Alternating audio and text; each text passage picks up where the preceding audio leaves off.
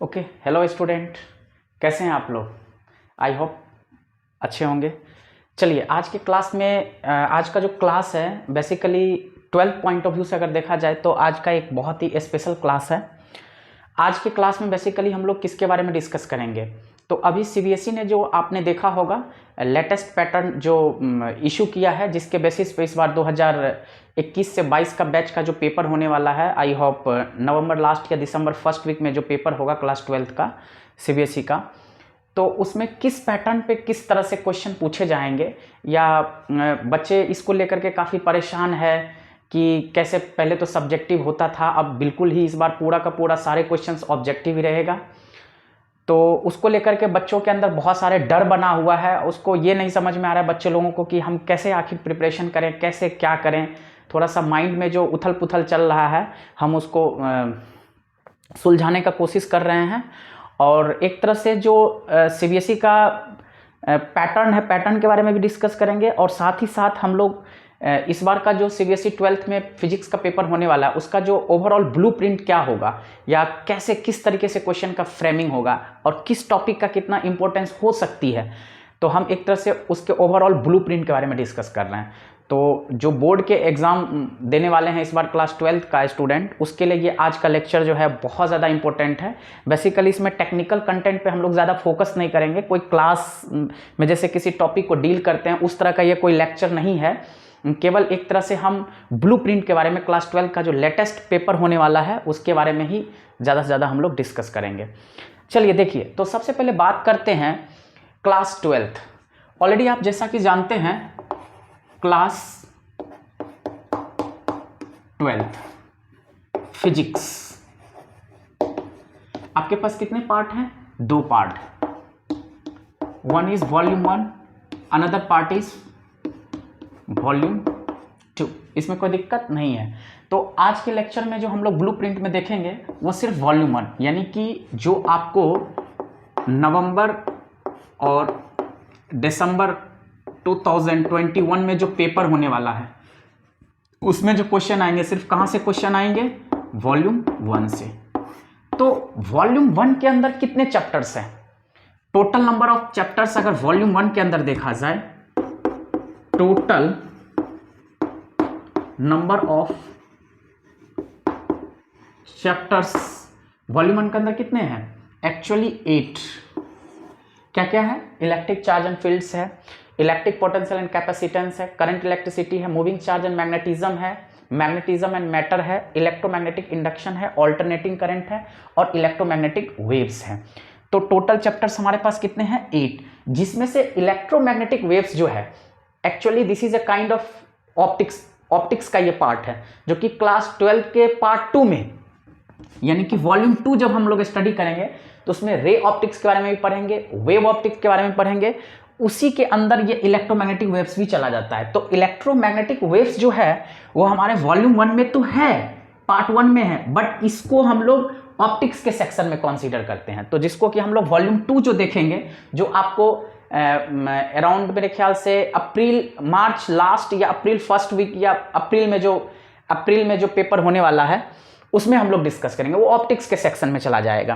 तो टोटल यानी कि 1 चैप्टर हमने माइनस कर दिया, जो EMW है, जिसको हम लोग इलेक्ट्रोमैग्नेटिक वेव्स कहेंगे, उसको अभी हम नहीं स्टडी करेंगे, यानी कि वो नेक्स्ट टर्म का पेपर हो जाए, नेक्स्ट टर्म का सिलेबस हो जाएगा। तो अभी यानी कि 1 चैप्टर को माइनस कर देंगे तो हमारे पास टोटल कितना बच गया? 7। इस 7 चैप्टर के बारे में हम लोग डिस्कस करेंगे। चलिए देखिए, एक एक करके हम लोग डिस्कस करते हैं किस टॉपिक, किस चैप्टर के अंदर किस टॉपिक का कितना वेटेज हो सकता है।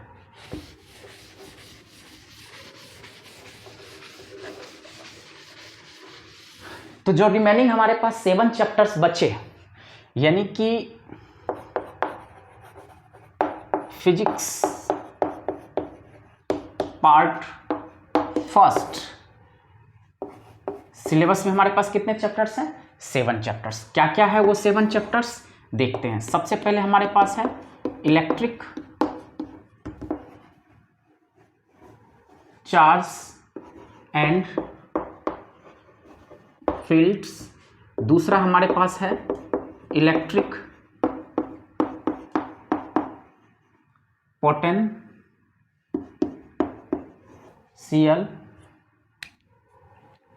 Electric potential and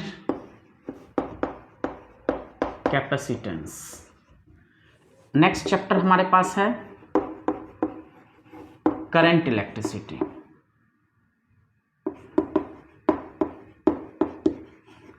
next chapter हमारे पास है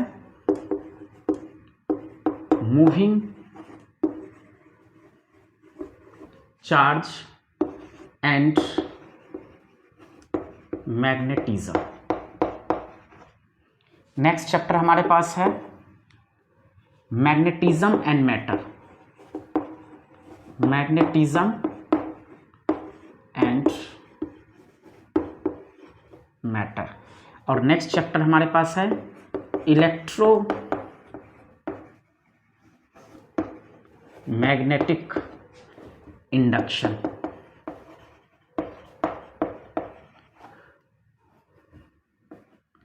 और सबसे लास्ट चैप्टर हमारे पास क्या आ जाता है, एसी, जिसको हम लोग ऑल्टरनेटिंग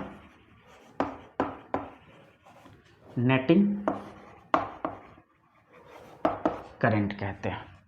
तो ये जो 7 चैप्टर्स है ये हमारा इस बार नवंबर का सिलेबस है। नवंबर या हम कह सकते हैं दिसंबर 2021 में जो सीबीएसई का पेपर होने वाला है उसका ये सिलेबस है। ठीक है, तो हमें इसी 7 चैप्टर पे ज़्यादा से ज़्यादा फोकस करना है और कैसे इस पे क्वेश्चन पूछे जाएंगे, किस चैप्टर के अंदर कौन सा टॉपिक सबसे ज़्यादा इंपॉर्टेंट चीज़ है, उस पर हम लोग ज़्यादा से ज़्यादा डिस्कस करेंगे। तो ये 7 चैप्टर्स है, 1 2 3 4 5 6 7। ठीक है, electric charge and field, electric potential and capacitance, current electricity, moving charge and magnetism, magnetism and matter, electromagnetic induction and alternating current. चलिए तो एक एक करके हम लोग देखते हैं।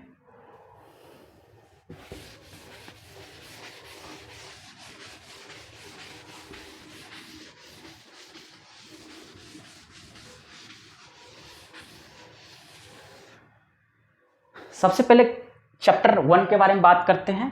जो हमारा फर्स्ट सेक्शन है वो है हमारे पास इलेक्ट्रिक चार्ज एंड फील्ड्स। देखिए, इलेक्ट्रिक चार्ज एंड फील्ड, जिसको हम लोग इलेक्ट्रोस्टैटिक्स के अंदर काउंटिंग में करते हैं। क्या किसके अंदर काउंटिंग करते हैं? इलेक्ट्रोस्टैटिक्स। इसके वर्ड पे गौर कीजिएगा। What is the basic meaning of electro? Electro का मतलब होता है चार्ज और स्टैटिक का मतलब होता है एट रेस्ट। तो मैं आपको छोटा सा इंट्रोडक्शन भी बता देता हूं। इलेक्ट्रोस्टैटिक्स के अंदर 2 चैप्टर आते हैं। एक तो ये हमारा आ गया EC and electric charge and field, और दूसरा होता है इलेक्ट्रिक पोटेंशियल एंड कैपेसिटेंस। यानी कि फर्स्ट 2 चैप्टर्स जो है वो इलेक्ट्रोस्टैटिक के अंदर ही आता है। तो इलेक्ट्रो का बेसिक मीनिंग क्या हो गया? Charge, that means electric charge, और स्टैटिक का मतलब एट रेस्ट। तो आप देखिएगा कि इस दोनों चैप्टर के अंदर जो चार्ज का आप स्टडी कर रहे हैं, कहीं पे भी चार्ज डायनेमिक सिचुएशन में नहीं होगा।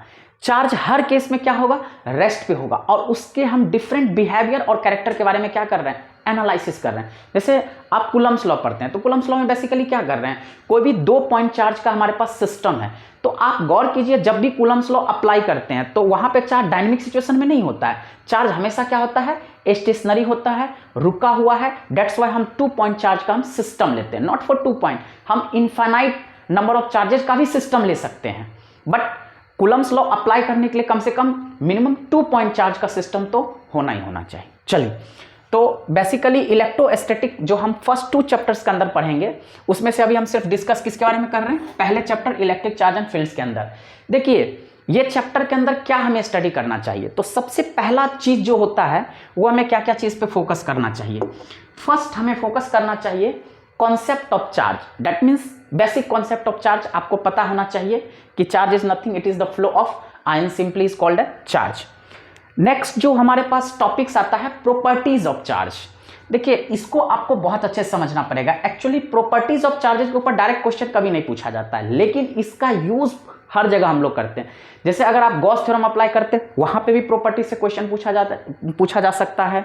अगर आप कूलम्स लॉ अप्लाई कर रहे हैं वहां पे भी हम प्रॉपर्टीज ऑफ चार्ज को पूछ सकते हैं। तो प्रॉपर्टीज ऑफ चार्जेस से डायरेक्ट जो कहिएगा क्वेश्चन उठ के आएगा, there is no chance. But properties of charge को हम हर जगह यूज कर सकते हैं। जैसे बहुत सारे टॉपिक्स है जहां पे हम प्रॉपर्टीज ऑफ चार्ज के जरिए ही फाइंड आउट कर सकते हैं। तो प्रॉपर्टीज ऑफ चार्ज पे आपको क्वेश्चंस डिफरेंट प्रोफाइल के आपको देखना, प्रॉपर्टीज ऑफ चार्जेस।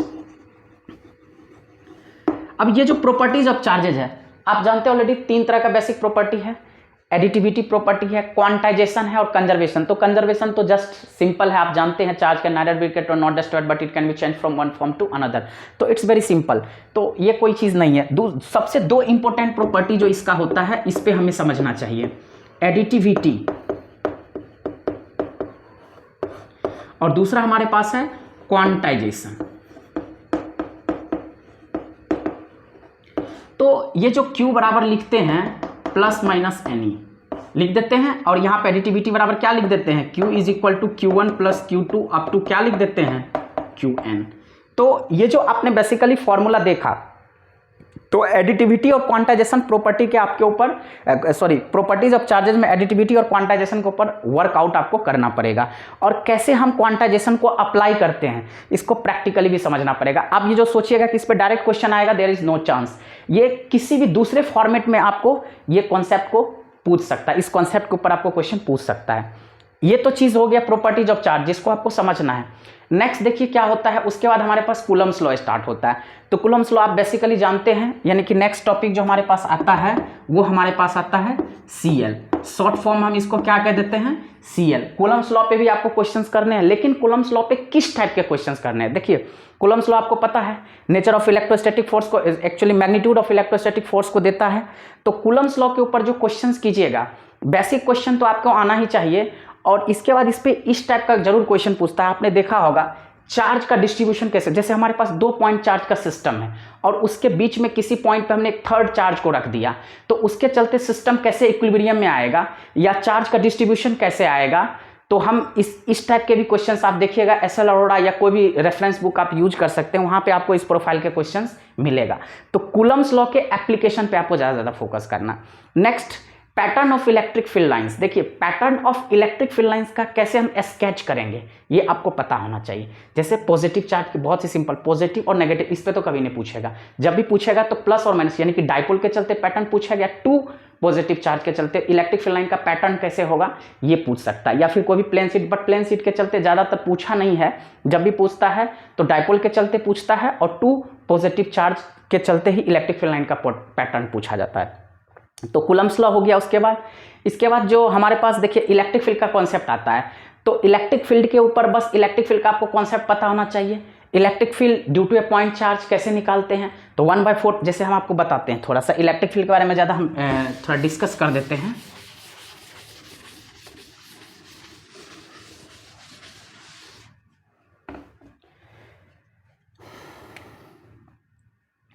जैसे इलेक्ट्रिक फील्ड लाइन का पैटर्न तो हम आपको बता दिए। अब इलेक्ट्रिक फील्ड का फॉर्मूला क्या होता है, F/Q0।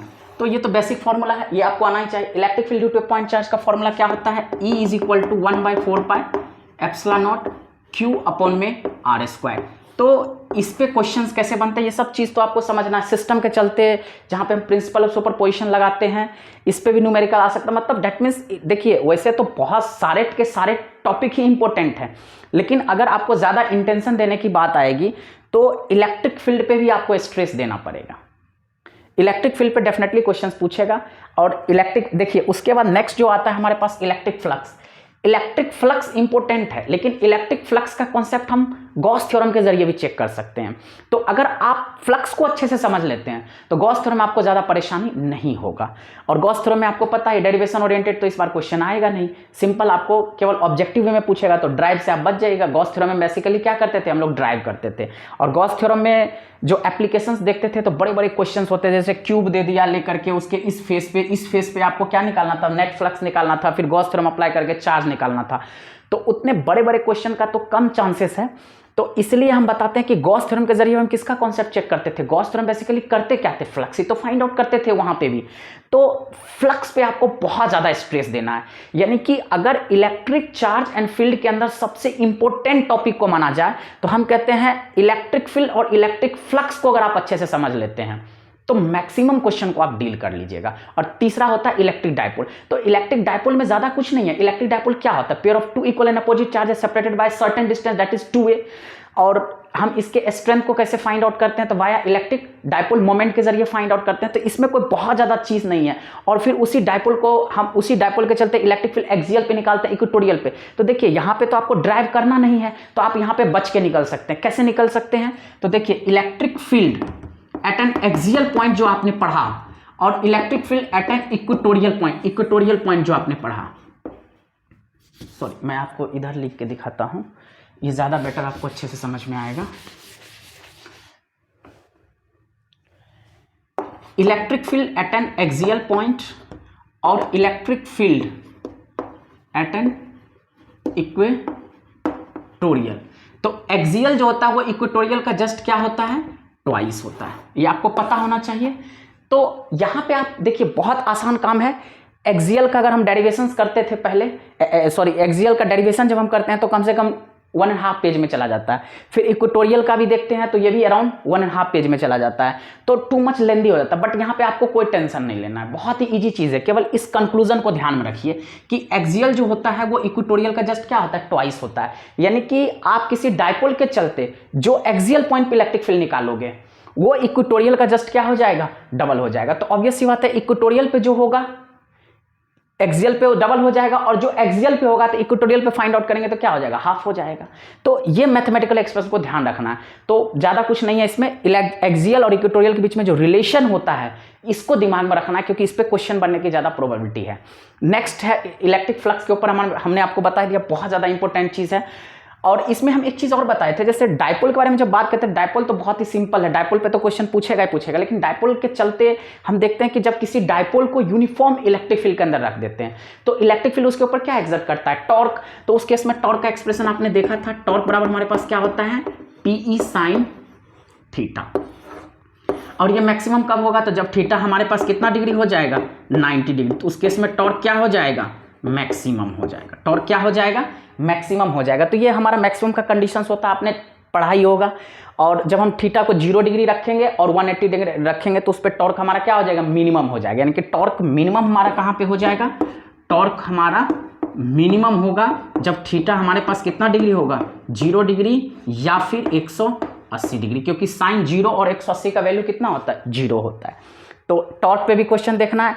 देखिए तो मेन और इलेक्ट्रिक फ्लक्स पे देखना। इलेक्ट्रिक फ्लक्स पे कई प्रोफाइल के क्वेश्चन बनते हैं, ये भी इंपॉर्टेंट है, ये भी इंपॉर्टेंट है। और इलेक्ट्रिक फ्लक्स और गॉस थ्योरम में तो सिंपली क्या है, आप नेट फ्लक्स और नेट चार्ज के बीच में रिलेशन निकालते हैं। अगर मैं जीटी के बारे में बात करूं, जिसको हम लोग गॉस थ्योरम कहते हैं, तो गॉस थ्योरम में आपने क्या पढ़ा होगा, phi E is equal to Q by epsilon naught, जिसको आप लिखते थे phi is equal to integration loop surface हमेशा क्लोज होना चाहिए, तो E vector dot ds vector which is equal to Q by epsilon naught. यही एक्सप्रेशन आप देखते थे। तो गॉस थ्योरम में जो है दो ही टाइप, देखिए तीसरा जो टाइप था स्फेरिकल सेल के चलते, वो तो हटा ही दिया है सिलेबस से, तो कोई टेंशन ही नहीं है।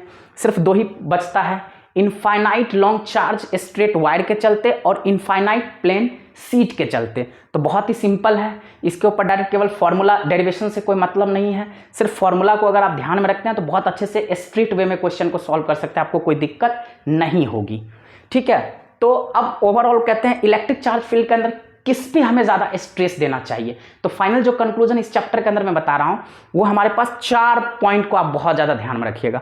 इलेक्ट्रिक चार्ज एंड फील्ड के अंदर इस 4 टॉपिक पे आपको ज्यादा क्वेश्चन बनाना है। सबसे पहला इलेक्ट्रिक फील्ड लाइंस के ऊपर कीजिएगा क्वेश्चन। इलेक्ट्रिक फील्ड लाइन का स्केच भी ड्रॉ करने आना चाहिए, पैटर्न बहुत ईजी है।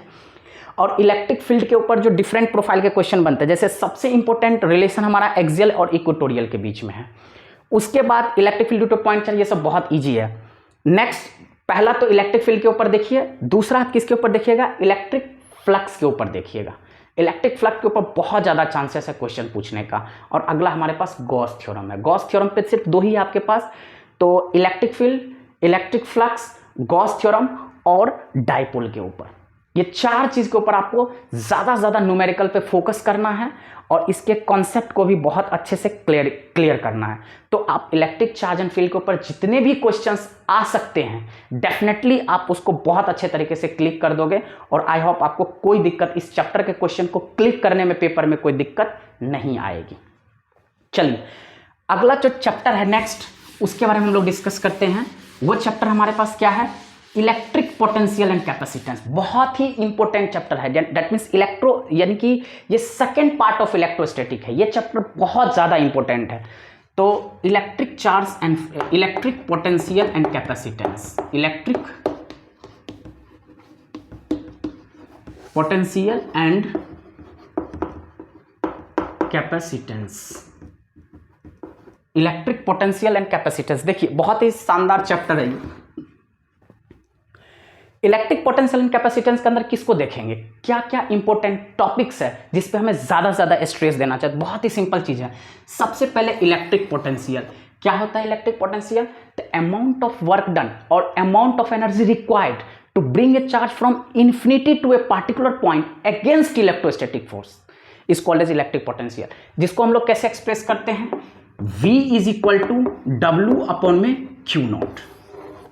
ठीक है, amount of work done required to bring a charge from infinity to a particular point against electrostatic force is called as electric potential। तो इलेक्ट्रिक पोटेंशियल का जो बेसिक कॉन्सेप्ट है इस पे क्वेश्चन पूछ सकता है।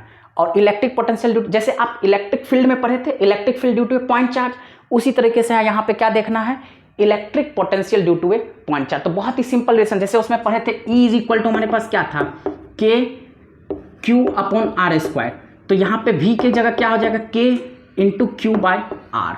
बहुत ही सिंपल रिलेशन है। यानी कि आप अगर इसको ग्राफिकली देखा जाए तो सॉरी मैथमेटिकली अगर हम कंक्लूजन निकालते हैं जिसके बेसिस पर हम ग्राफ को भी स्केच करते हैं, तो E inversely proportional to 1 by क्या हो जाता है, आर स्क्वायर। और यहाँ पे भी E inversely proportional to 1 by क्या आ जा रहा है, आर। तो इस रिलेशन को आपको ध्यान में रखना है। इलेक्ट्रिक फील्ड आर स्क्वायर का इन्वर्सली प्रोपोर्शनल है, जबकि सॉरी मैं इलेक्ट्रिक पोटेंशियल यहां पे लिखना चाहिए, मैंने इलेक्ट्रिक फील्ड लिख दिया। जो इलेक्ट्रिक पोटेंशियल है वो आर का क्या है, सिर्फ इन्वर्सली प्रोपोर्शनल है। तो ये कंक्लूजन देखिएगा, इस पे भी, इस ग्राफ पे भी क्वेश्चन आपको आ सकता है। तो सिंपल इलेक्ट्रिक इसमें जो है इलेक्ट्रिक पोटेंशियल के बारे में आपको जानकारी होना चाहिए। उसके बाद जब हम आगे की तरफ देखते हैं तो इसमें आता है electric potential due to system of point charges भी पूछेगा, तो कोई बड़ा चीज़ नहीं है। जैसे हमने electric forces due to system of point charge के चलते निकाले थे, उसी तरह हम पोटेंशियल में निकाल देंगे, तो कोई नया चीज़ नहीं है, आपको उस पर ज़्यादा स्ट्रेस देने की ज़रूरत नहीं है। नेक्स्ट इसमें जो क्वेश्चन बनता है, potential energy due to system of 2 point charges, 3 point charges, और electric potential energy due to system of point charges against external field. तो पोटेंशियल एनर्जी का जो कॉन्सेप्ट है due to system of point charges, इस पे आपको ज्यादा से ज्यादा क्वेश्चन को प्रैक्टिस करना है, क्योंकि ये one of the most important topic in this chapter है। अगर कैपेसिटर के बाद देखा जाए तो बहुत ज्यादा क्वेश्चन इसके ऊपर आपको बनेगा, ये ध्यान में रखिएगा। तो ये तो चीज हो ही गया। क्या चीज हमने बताया, potential energy due to system of point charge, जिसमें 2 पॉइंट चार्ज के चलते भी हो सकता है, 3 के चलते भी हो सकता है। तो that means potential energy due to system of point charge के चलते क्या करना है आपको, उस पे न्यूमेरिकल्स पे ध्यान देना है। नेक्स्ट जो टॉपिक आ जाता है इसके बाद इस चैप्टर के अंदर, वो क्या आ जाता है तो मैं आपको बता देता हूं। नेक्स्ट मेरे ख्याल से अगर आप इसके बाद कैपेसिटर पे ज़्यादा फोकस करते हैं तो कैपेसिटर ही आपका बहुत सारे क्वेश्चंस को आसानी से, आप कैपेसिटर के ऊपर बहुत ज़्यादा चांसेस है बहुत क्वेश्चन पूछने का। तो कैपेसिटर मेरे ख्याल से one of the most important topic इसके अंदर है। कैपेसिटर पे क्या क्या चीज़ को देखना है, देखिए इसके अंदर भी वही आएगा, electric potential at an equatorial, equatorial पे 0 हो जाएगा, एक्सियल पे। तो जो आपने इलेक्ट्रिक फील्ड में देखा था सेम चीज इलेक्ट्रिक पोटेंशियल में भी आ जाएगा, लेकिन उस पर लेस चांसेस है क्वेश्चन पूछने का। आप potential energy due to system of point charges, इस पे मैं बार बार कह रहा हूं, इस पे आप ज्यादा ज्यादा स्ट्रेस देकर के न्यूमेरिकल को सॉल्व करने का कोशिश कीजिएगा, डेफिनेटली क्वेश्चन पूछा जाएगा। नेक्स्ट है हमारे पास, क्योंकि ये बहुत सारे बच्चों को समझ में नहीं आता है, नेक्स्ट मेरे ख्याल से अब ये एक्सियल इक्वेटोरियल कोई बहुत बड़ा रोल नहीं प्ले करेगा यहाँ पे। नेक्स्ट डायपोल के चलते फिर वही चीज़ यहाँ पे भी हाँ एक चीज़ और, one of the important topic यहाँ पे हम पढ़ेंगे। देखिए यहाँ पे भी तो हमने टॉर्क तो देखा ही था, क्या होता था PE sin थीटा, ये हमने देखा था। अब यहाँ पे क्या देखेंगे, इसी टॉर्क के चलते, यानी कि किसी डायपोल को जब आप यूनिफॉर्म इलेक्ट्रिक फील्ड के अंदर रखोगे तो इसके चलते पोटेंशियल एनर्जी क्या होगा। दैट मीन्स एक तरह से हम क्या फाइंड आउट करेंगे यहाँ पे, वर्क डन, ठीक है, जो कि W बराबर हमारे पास क्या जाता था, -PE cos थीटा। ये रिलेशन आपने देखा होगा, एक्चुअली W बराबर हमारे पास क्या जाता था, PE cos theta 1 - cos theta 2। तो यानी कि potential energy due to the dipole, potential energy due to the dipole which is placed in the uniform electric field. तो इस पोटेंशियल एनर्जी के ऊपर भी आपको क्वेश्चन देखना है। Potential energy system of point charge के चलते तो देखना ही देखना है, लेकिन पोटेंशियल एनर्जी किसके चलते देखना है, डायपोल के चलते देखना। 100% इस पे क्वेश्चन पूछेगा, बिल्कुल। नेक्स्ट कैपेसिटर पे आप आ जाइए। कैपेसिटर पे बहुत अच्छे से आपको ध्यान देना है। सबसे पहले देखिए कैपेसिटर के बारे में, जब देखिए कैपेसिटर के बारे में क्या क्या चीज़ आपको देखना है। नेक्स्ट टॉपिक हमारे पास कैपेसिटर।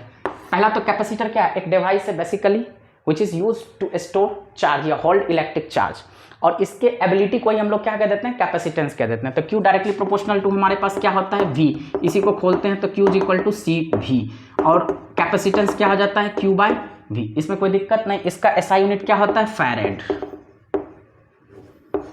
कोई दिक्कत नहीं। Milli farad, micro farad, pico farad ऐसे करके होता है। कन्वर्जन मैंने आपको लेक्चर में बता रखा हूँ। जैसे हम इसको मिली फैरेड को अगर हम फैरेड में करेंगे तो मल्टीप्लाइड बाय 10⁻³ कर देंगे। माइक्रो फैरेड को अगर हम फैरेड में करेंगे तो मल्टीप्लाइड बाय 10 कितना कर देंगे, -6। और पिको फैरेड को अगर हम फैरेड में करेंगे तो मल्टीप्लाइड बाय 10 क्या कर देंगे, -12। तो ये हमारा कन्वर्जन होता है, आप देखिएगा तो समझ में आ जाएगा, ठीक है। कैपेसिटर हो गया, तो कैपेसिटर का बेसिक कॉन्सेप्ट आपको समझना है। उसके बाद टाइप्स ऑफ कैपेसिटर। देखिए कैपेसिटर कई टाइप के होते हैं। जैसे पहला पैरेलल प्लेट कैपेसिटर होता है, आइसोलेटेड स्फेरिकल कैपेसिटर होता है, स्फेरिकल कैपेसिटर होता है, सिलिंड्रिकल कैपेसिटर होता है। लेकिन यहाँ पे इस तीनों को नहीं पढ़ना है, सिर्फ हमें किस पे फोकस करना है, पैरेलल प्लेट कैपेसिटर के ऊपर। तो जो पैरेलल प्लेट कैपेसिटर है, पहले तो 100% जो CBSE का बोर्ड होता था, जो सब्जेक्टिव में पेपर होता था, तो 110% 3 मार्क्स का ये गारंटेड क्वेश्चन था कि derive the expression for parallel plate capacitance of the parallel plate capacitor और एनर्जी स्टोर्ड, मतलब energy stored by the parallel plate capacitor और capacitance of the parallel plate capacitor. 100% ये 3 मार्क्स में question पूछता ही था, जिसको आपको ड्राइव करके पूरा थ्योरेटिकली आपको एक्सप्लेन करना पड़ेगा। लेकिन यहाँ पे तो वो चीज़ है नहीं, आपको डेरिवेशन पे तो ज़्यादा स्ट्रेस देने की रिक्वायरमेंट नहीं है।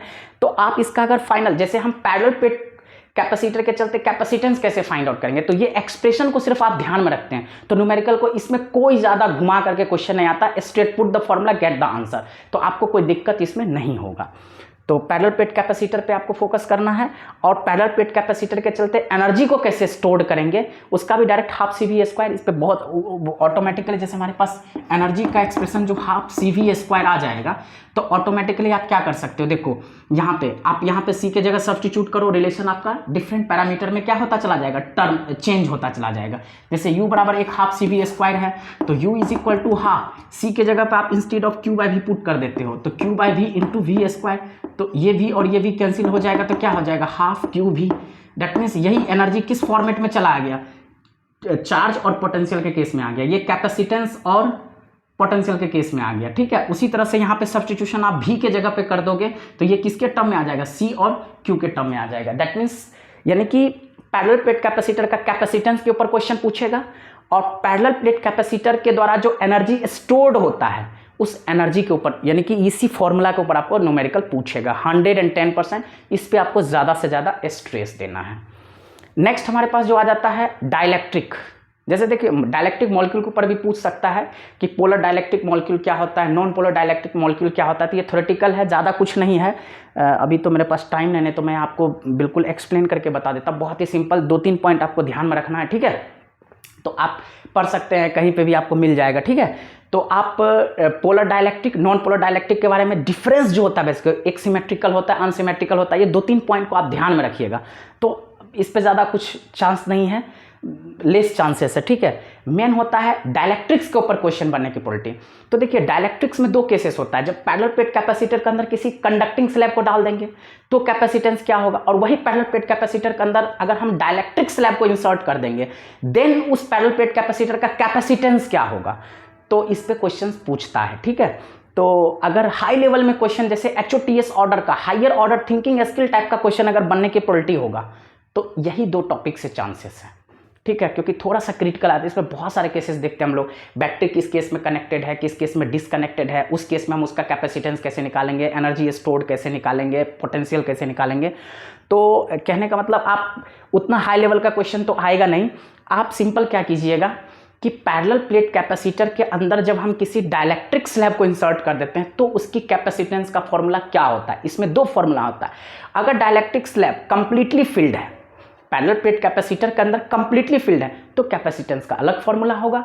अगर कंप्लीटली फिल्ड नहीं है, दैट मीन्स आपको मैं समझा देता हूं, जैसे कोई भी ये दो प्लेट हो गया, कोई भी दो प्लेट हो गया, जैसे ये पॉजिटिव प्लेट हो गया और ये नेगेटिव प्लेट हो गया, this is plate A, this is plate B. इसके अंदर कोई भी हमने डाइलेक्ट्रिक स्लैब को इंसर्ट कर दिया जिसका डाइलेक्ट्रिक कांस्टेंट क्या है, K है, तो ऑटोमेटिक इसका थिकनेस हमारे पास क्या हो जाएगा, T, और दो प्लेट के बीच का डिस्टेंस क्या हो जाएगा, D। यानी कि if D greater than T हो जाएगा तो ऑब्वियस सी बात है इस केस में क्या होगा, जो ये डाइलेक्ट्रिक स्लैब है यानी कि इसके अंदर कंप्लीटली फिल्ड नहीं होगा। अगर ये कंप्लीटली फिल्ड होगा तो ऑटोमेटिकली हमारा क्या हो जाएगा, D = T आ जाएगा। तो उस केस में कैपेसिटेंस हमारा डिफरेंट हो जाएगा। और जब D ग्रेटर देन T हो जाएगा तो कंप्लीटली फिल नहीं होगा, देन इसका कैपेसिटेंस का फॉर्मूला अलग हो जाएगा। तो once again I will conclude, जो पैरेलल प्लेट कैपेसिटर है उसके अंदर जब हम किसी डाइलेक्ट्रिक स्लैब को इंसर्ट कर देते हैं, अगर डाइलेक्ट्रिक स्लैब कंप्लीटली फिल्ड है तो कैपेसिटेंस का, उस कैपेसिटेंस के ऊपर क्वेश्चन पूछ सकता है। अगर हमने डाइलेक्ट्रिक स्लैब को डाला बट वो इनकम्प्लीटली फिल्ड है, मतलब कंप्लीटली फिल्ड नहीं है, D ग्रेटर देन क्या है हमारे पास है, T है, D ग्रेटर देन क्या है, T है, तो देन कैपेसिटेंस कैसे निकालेंगे, ये दो प्रोफाइल का देख लीजिएगा। उसके बाद पैरेलल प्लेट कैपेसिटर के अंदर जब हम कंडक्टिंग स्लैब को डालते हैं तो उसका कैपेसिटेंस क्या होगा, उसका तो एक ही फॉर्मूला है, तो आपको कोई दिक्कत नहीं है। तो ध्यान आया इसके अंदर। देखिए मैं फिर से 1 सेकंड कंक्लूड करता हूं, किस पे फोकस करना है, basic concept of electric potential पे आपको ध्यान देना है, और उसके बाद जो देखना है, ये सब तो इजी है, इलेक्ट्रिक फील्ड इलेक्ट्रिक पोटेंशियल के बीच में क्या रिलेशन था, E inversely proportional to 1/r², V inversely proportional to 1/r, ठीक है, कोई दिक्कत नहीं है। उसके बाद इस पे ज़्यादा फोकस क्या करना है, potential energy due to the system of point charges, ठीक है, और potential energy due to the dipole.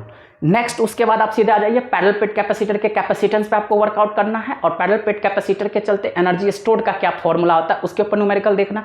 ये सब स्ट्रेट फॉर्मूला ओरिएंटेड आएगा। सिर्फ उसमें ध्यान रखना है कि जो इक्विवेलेंट कैपेसिटेंस होता है वो सर्किट के अकॉर्डिंग क्या करना पड़ेगा, आपको इक्विवेलेंट कैपेसिटेंस फाइंड आउट करके आपको निकालना पड़ेगा। उसके डाइलेक्ट्रिक के अंदर आते हैं, तो डाइलेक्ट्रिक में मैंने पहले बता दिया, जब पैरेलल प्लेट कैपेसिटर के अंदर किसी डाइलेक्ट्रिक स्लैब को इंसर्ट करते हैं तो उसमें दो फॉर्मूला आता है। अगर डाइलेक्ट्रिक स्लैब कंप्लीटली फिल्ड है देन कैपेसिटेंस, इनकम्प्लीटली फिल्ड है देन कैपेसिटेंस। और किसी पैरेलल प्लेट कैपेसिटर के अंदर डाइलेक्ट्रिक कंडक्टिंग स्लैब को जब हम इंसर्ट कर देते हैं देन उसकी कैपेसिटेंस का क्या फॉर्मूला होगा। तो इतना अगर आप वर्कआउट कर लेते हैं तो डेफिनेटली इस चैप्टर के अंदर 100% आप सारे क्वेश्चंस को अटेम्प्ट कर लीजिएगा बहुत अच्छे तरीके से, और गलती होने की भी प्रोबेबिलिटी कम होगी। तो ये इंपॉर्टेंट पैरामीटर था। नेक्स्ट तीसरा जो टॉपिक है वो है करंट इलेक्ट्रिसिटी। देखिए करंट इलेक्ट्रिसिटी पे अब देखिए ये जो सेक्शंस मैं बता रहा हूँ, जिस बच्चे को अगर कुछ भी नहीं समझ में आए तो सिर्फ इन्हीं टॉपिक के ऊपर आप वर्कआउट करके चले जाओ, डेफिनेटली आप बहुत सारे क्वेश्चंस को बहुत अच्छे तरीके से बना दोगे, कोई दिक्कत नहीं होगा।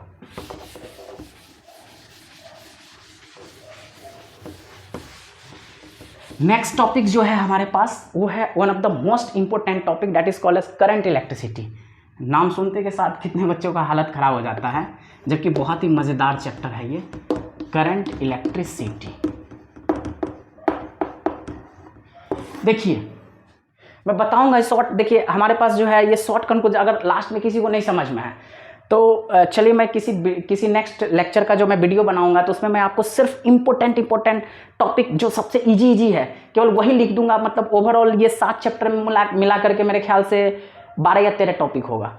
12-13 टॉपिक को अगर आप अच्छे से पढ़ के चले जाते हो ना तो अराउंड आउट ऑफ 50 के आसपास आप लाइक कर जाओगे। 40 to 50 के बीच में आप बहुत अच्छे से स्कोर कर लोगे, इसमें आपको कोई दिक्कत नहीं होगा। तो किसी वीडियो में मैं वो भी बता दूंगा। चलिए मैं पेपर तो आने दीजिए पहले, अभी आपके पास बहुत टाइम है, आप देख लीजिए करंट इलेक्ट्रिसिटी में कुछ नहीं करना भैया, क्या चीज़ पे ज़्यादा फोकस करना है, देखिए इसमें 4 चीज़ पे आप फोकस कर लो। पहला चीज़ क्या देखना है, करंट का तो बेसिक कॉन्सेप्ट आपको सब चीज़ पता है, कुछ नहीं देखना है। देखो आपको इसके अंदर सबसे ज़्यादा फोकस क्या करना है, मेरे ख्याल से मैं जो आपको बताऊंगा, आप ड्रिफ्ट वेलोसिटी जो कहते हैं VD, ड्रिफ्ट वेलोसिटी पे आप ज़्यादा से ज़्यादा स्ट्रेस दो। और ड्रिफ्ट वेलोसिटी को डिफरेंट, जैसे करंट डेंसिटी के केस में ड्रिफ्ट वेलोसिटी का एक्सप्रेशन निकालते हैं। उसके बाद मोबिलिटी जो होता है, हालांकि मोबिलिटी को तो चलिए मोबिलिटी के ऊपर भी आप देख सकते हैं, यानी कि आप ड्रिफ्ट वेलोसिटी के ऊपर ज़्यादा से ज़्यादा स्ट्रेस दो। और ड्रिफ्ट वेलोसिटी के बाद आप सीधे क्या कर दो, देखो कलर कोडिंग तो सिलेबस में है नहीं, कोई घबराने वाली बात नहीं है। उसके बाद जिसको कुछ भी, देखो इसके बाद बहुत सारे रिलेशंस होता है, कंडक्टिविटी निकालते हैं,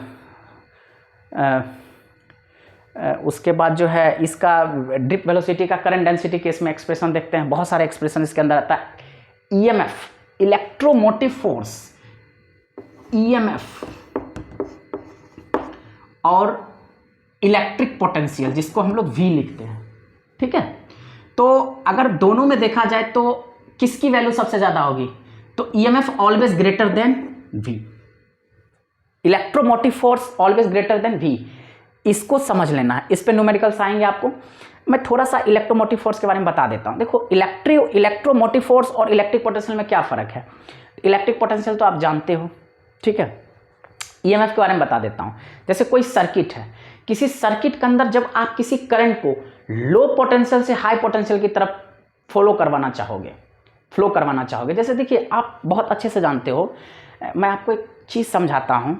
क्या करो, आप एक बकेट ले लो, उसको एक स्टैंड पे रख दो, और नीचे में एक छोटा सा स्टैंड ले लो, उसके ऊपर भी बकेट रख दो, और दोनों के बीच में एक पाइप को कनेक्ट कर दो, ठीक है। तो ऑब्वियस सी बात है, जैसे ही ऊपर वाले बकेट में होल क्रिएट करोगे तो वो पाइप के जरिए पानी ऑटोमेटिकली नीचे जो रखा हुआ है, थोड़ा जो उससे डाउन हाइट पे है, उस बकेट के अंदर वाटर अपने आप गिरना स्टार्ट हो जाएगा। तो क्यों वहां से ऑटोमेटिकली, क्योंकि वो उसका पोटेंशियल ज़्यादा था, हाई से लो पोटेंशियल पे तो इजीली कोई भी चीज़ फ्लो हो जाएगा। लेकिन अगर मैं वहीं पे कहूँ आपको नीचे वाले बकेट में जो पानी है वापस उसको उससे ऊपर रखे हुए बकेट वाले में भेजो, कैसे भेजोगे, आप नॉर्मली नहीं भेज सकते। उसके लिए आपको एक्सटर्नल कंडीशंस अप्लाई करना पड़ेगा, या कुछ ना कुछ डिवाइस अप्लाई करना पड़ेगा, कुछ ना कुछ मशीन अप्लाई करना। जैसे ग्राउंड से हम अपने वाटर टैंक में जो छत पे रखा रहता है, मतलब छत के ऊपर जो पानी का टंकी रखा रहता है, उस पर जो हम पानी लेके जाते, पानी को टंकी को भरते हैं, कैसे भरते हैं, with the help of motor. तो मोटर वहां पे एक एक्सटर्नल डिवाइस का काम कर रहा है, जो कि प्रेशर डिफरेंस क्रिएट करके क्या कर रहा है, लो पोटेंशियल से हाई पोटेंशियल पे वाटर को भेज रहा है। तो वहां पे वो एक एक्सटर्नल कंडीशन का काम कर रहा है, एक एक्स्ट्रा डिवाइस है, एक्स्ट्रा एफर्ट है, जो कि लो। तो उसी तरह से यहाँ पे भी चीज़ है कि अगर किसी सर्किट के अंदर लो पोटेंशियल से हाई पोटेंशियल आप करंट को फ्लो करवाना चाह रहे हो, तो कहीं ना कहीं आपको एक्स्ट्रा पावर की रिक्वायरमेंट पड़ेगा, और वही पावर कौन हमें सप्लाई करेगा, इलेक्ट्रोमोटिव फोर्स। तो जो हमें लो पोटेंशियल से हाई पोटेंशियल किसी सर्किट के अंदर करंट को फ्लो करवाना पड़ेगा, तो लो पोटेंशियल से हाई पोटेंशियल की तरफ इलेक्ट्रिक करंट को फ्लो कराने के लिए जो हमें एक एक्सटर्नल फोर्स की रिक्वायरमेंट पड़ेगी, या जो स्पेशल काइंड का फोर्स चाहिए, वही फोर्स हमारा क्या कहलाता है, इलेक्ट्रोमोटिव फोर्स। तो ऑटोमेटिकली आप जानते हैं ये किसी भी सर्किट के लिए वैलिड है, ओपन क्लोज सब, लेकिन ये always only for electric potential. हम किस सर्किट के लिए फाइंड आउट करेंगे, ओनली एंड ओनली केवल क्लोज सर्किट के लिए फाइंड आउट करेंगे। तो ऑलवेज EMF का जो वैल्यू होगा वो इलेक्ट्रिक पोटेंशियल से हमेशा ग्रेटर ही होगा। अगर मान चले, देखिए कोई क्वेश्चन में आपको दो जैसे हम कहते हैं 110 वोल्ट भी दे रखा है और 130 वोल्ट भी दे रखा है, तो बच्चे कंफ्यूज हो जाते हैं, यार किसको हम EMF लें और किसको इलेक्ट्रिक पोटेंशियल। आंख कान मूंद करके जो सबसे ज्यादा वैल्यू दिखेगा वही EMF होगा, और जो सबसे कम वैल्यू दिखेगा वही हमारा इलेक्ट्रिक पोटेंशियल होगा। चलिए, और उसके बाद देखिए सबसे जो ब्रह्मास्त्र है करंट इलेक्ट्रिसिटी के अंदर, अगर नहीं कुछ समझ में आया देखिए तो आप क्या करो, देखो इसके बाद हम किरचॉफ्स लॉज के बारे में पढ़ेंगे, जिसमें लूप रूल पे हालत आप लोग का खराब हो जाएगा। अगर अच्छे से आपको नहीं समझ में आ रहा है तो लूप रूल पे 100% गलत ही करके आओगे क्वेश्चन को। तो लूप रूल तो वन ऑफ द इम्पोर्टेंट चीज़ है, जिनको अच्छे से कॉन्सेप्ट समझ में आ गया, काफ़ी क्वेश्चंस आपने प्रैक्टिस कर लिया, तो फिर लूप रूल पे तो बहुत अच्छे से आप कर सकते हो। देखिए उसके बाद अगला टॉपिक जो हमारे पास आता है किरचॉफ्स लॉ आता है, किरचॉफ्स लॉ। तो KL दो तरह का होता है, किरचॉफ्स करंट लॉ और Kirchhoff's voltage law. Kirchhoff's current law, sum of all the current across the junction remains 0। किसी भी जंक्शन के अक्रॉस टोटल करंट का सम हमेशा क्या होगा, जीरो। दैट मीन्स हम कह सकते हैं input current must be equal to output current. जितना जंक्शन के अक्रॉस करंट आएगा उतना ही तो जंक्शन से जाएगा। जितना आपके अकाउंट में पैसे किसी ने क्रेडिट किया है, डेबिट भी तो आप उतना ही करोगे। केवीएल में ही, केवीएल को ही हम लोग क्या कहते हैं, लूप रूल कहते हैं। केवीएल में क्या होता है, sum of all the potential across the close circuit remains constant. यानी कि इसको हम लोग कहते हैं summation of delta V is equal to zero. यानी कि sum of all the potential across the close circuit या close loop will remain constant. तो इसी को लूप रूल कहते हैं, इसी पे लूप रूल अप्लाई करते हैं। लूप रूल को अगर आप अच्छे से समझिएगा तो डेफिनेटली इस क्वेश्चन पे कीजिएगा। देखिए, अगर आपके पास कम टाइम है और आपको कॉन्फिडेंस नहीं है, आपको इसके बारे में क्लियर नहीं, तो हम कहेंगे इससे आप बचो, ठीक है, क्योंकि इस सेक्शन में आप बहुत ज़्यादा कंफ्यूज करोगे। जब मैं चैप्टर को आगे कंटिन्यू करूंगा तो मैं कोशिश करूंगा इसको बहुत अच्छे से समझाने के लिए लूप रूल, और मैं ऐसा ट्रिक बताऊंगा कि आप बहुत अच्छे से इसको आसानी से क्लियर कर सकते हो। डेफिनेटली उसके बाद कोई आपको डाउट नहीं बचेगा। वैसे ऐसा नहीं है कि ये बहुत ज़्यादा टफ टॉपिक है, बच्चों को समझ में नहीं आता। और कितने मैंने देखा है, यूट्यूब पे भी देखा हूँ और बहुत सारे लेक्चर्स भी मैं देखता हूँ कि काफ़ी टीचर्स लोग भी इसको बहुत अच्छे तरीके से समझा नहीं पाते हैं। सॉरी, बच्चे को इसमें कहीं ना कहीं डाउट रह ही जाता है, वो क्लैरिटी के साथ नहीं समझ पाता है। तो हम कोशिश किए हैं, इस पे आप देखिएगा। वैसे अगर नहीं समझ में आए तो फर्दर मैं एक लेक्चर इसके ऊपर बना दूंगा, लूप रूल के ऊपर, ठीक है। तो इस पे आप अगर अच्छे से समझ पा रहे हैं तो स्ट्रेस दीजिएगा, वरना इससे बच के निकल जाइएगा। इस पे ज़्यादा आपको छेड़छाड़ करने की रिक्वायरमेंट इस टॉपिक को नहीं है, ठीक है। नहीं कुछ समझ में आए करंट इलेक्ट्रिसिटी, 3 चीज़ पढ़ के चले जाओ भैया। क्या क्या? मीटर ब्रिज पढ़ के चले जाओ, व्हीटस्टोन ब्रिज पढ़ के चले जाओ, पोटेंशियोमीटर पढ़ के चले जाओ। बस अगर आपने इस 3 को अच्छे से देख लिया ना तो 100% इस पे बहुत सारे क्वेश्चंस पूछे जाएंगे, बहुत अच्छे से आप इसको क्लिक करके आ जाओगे।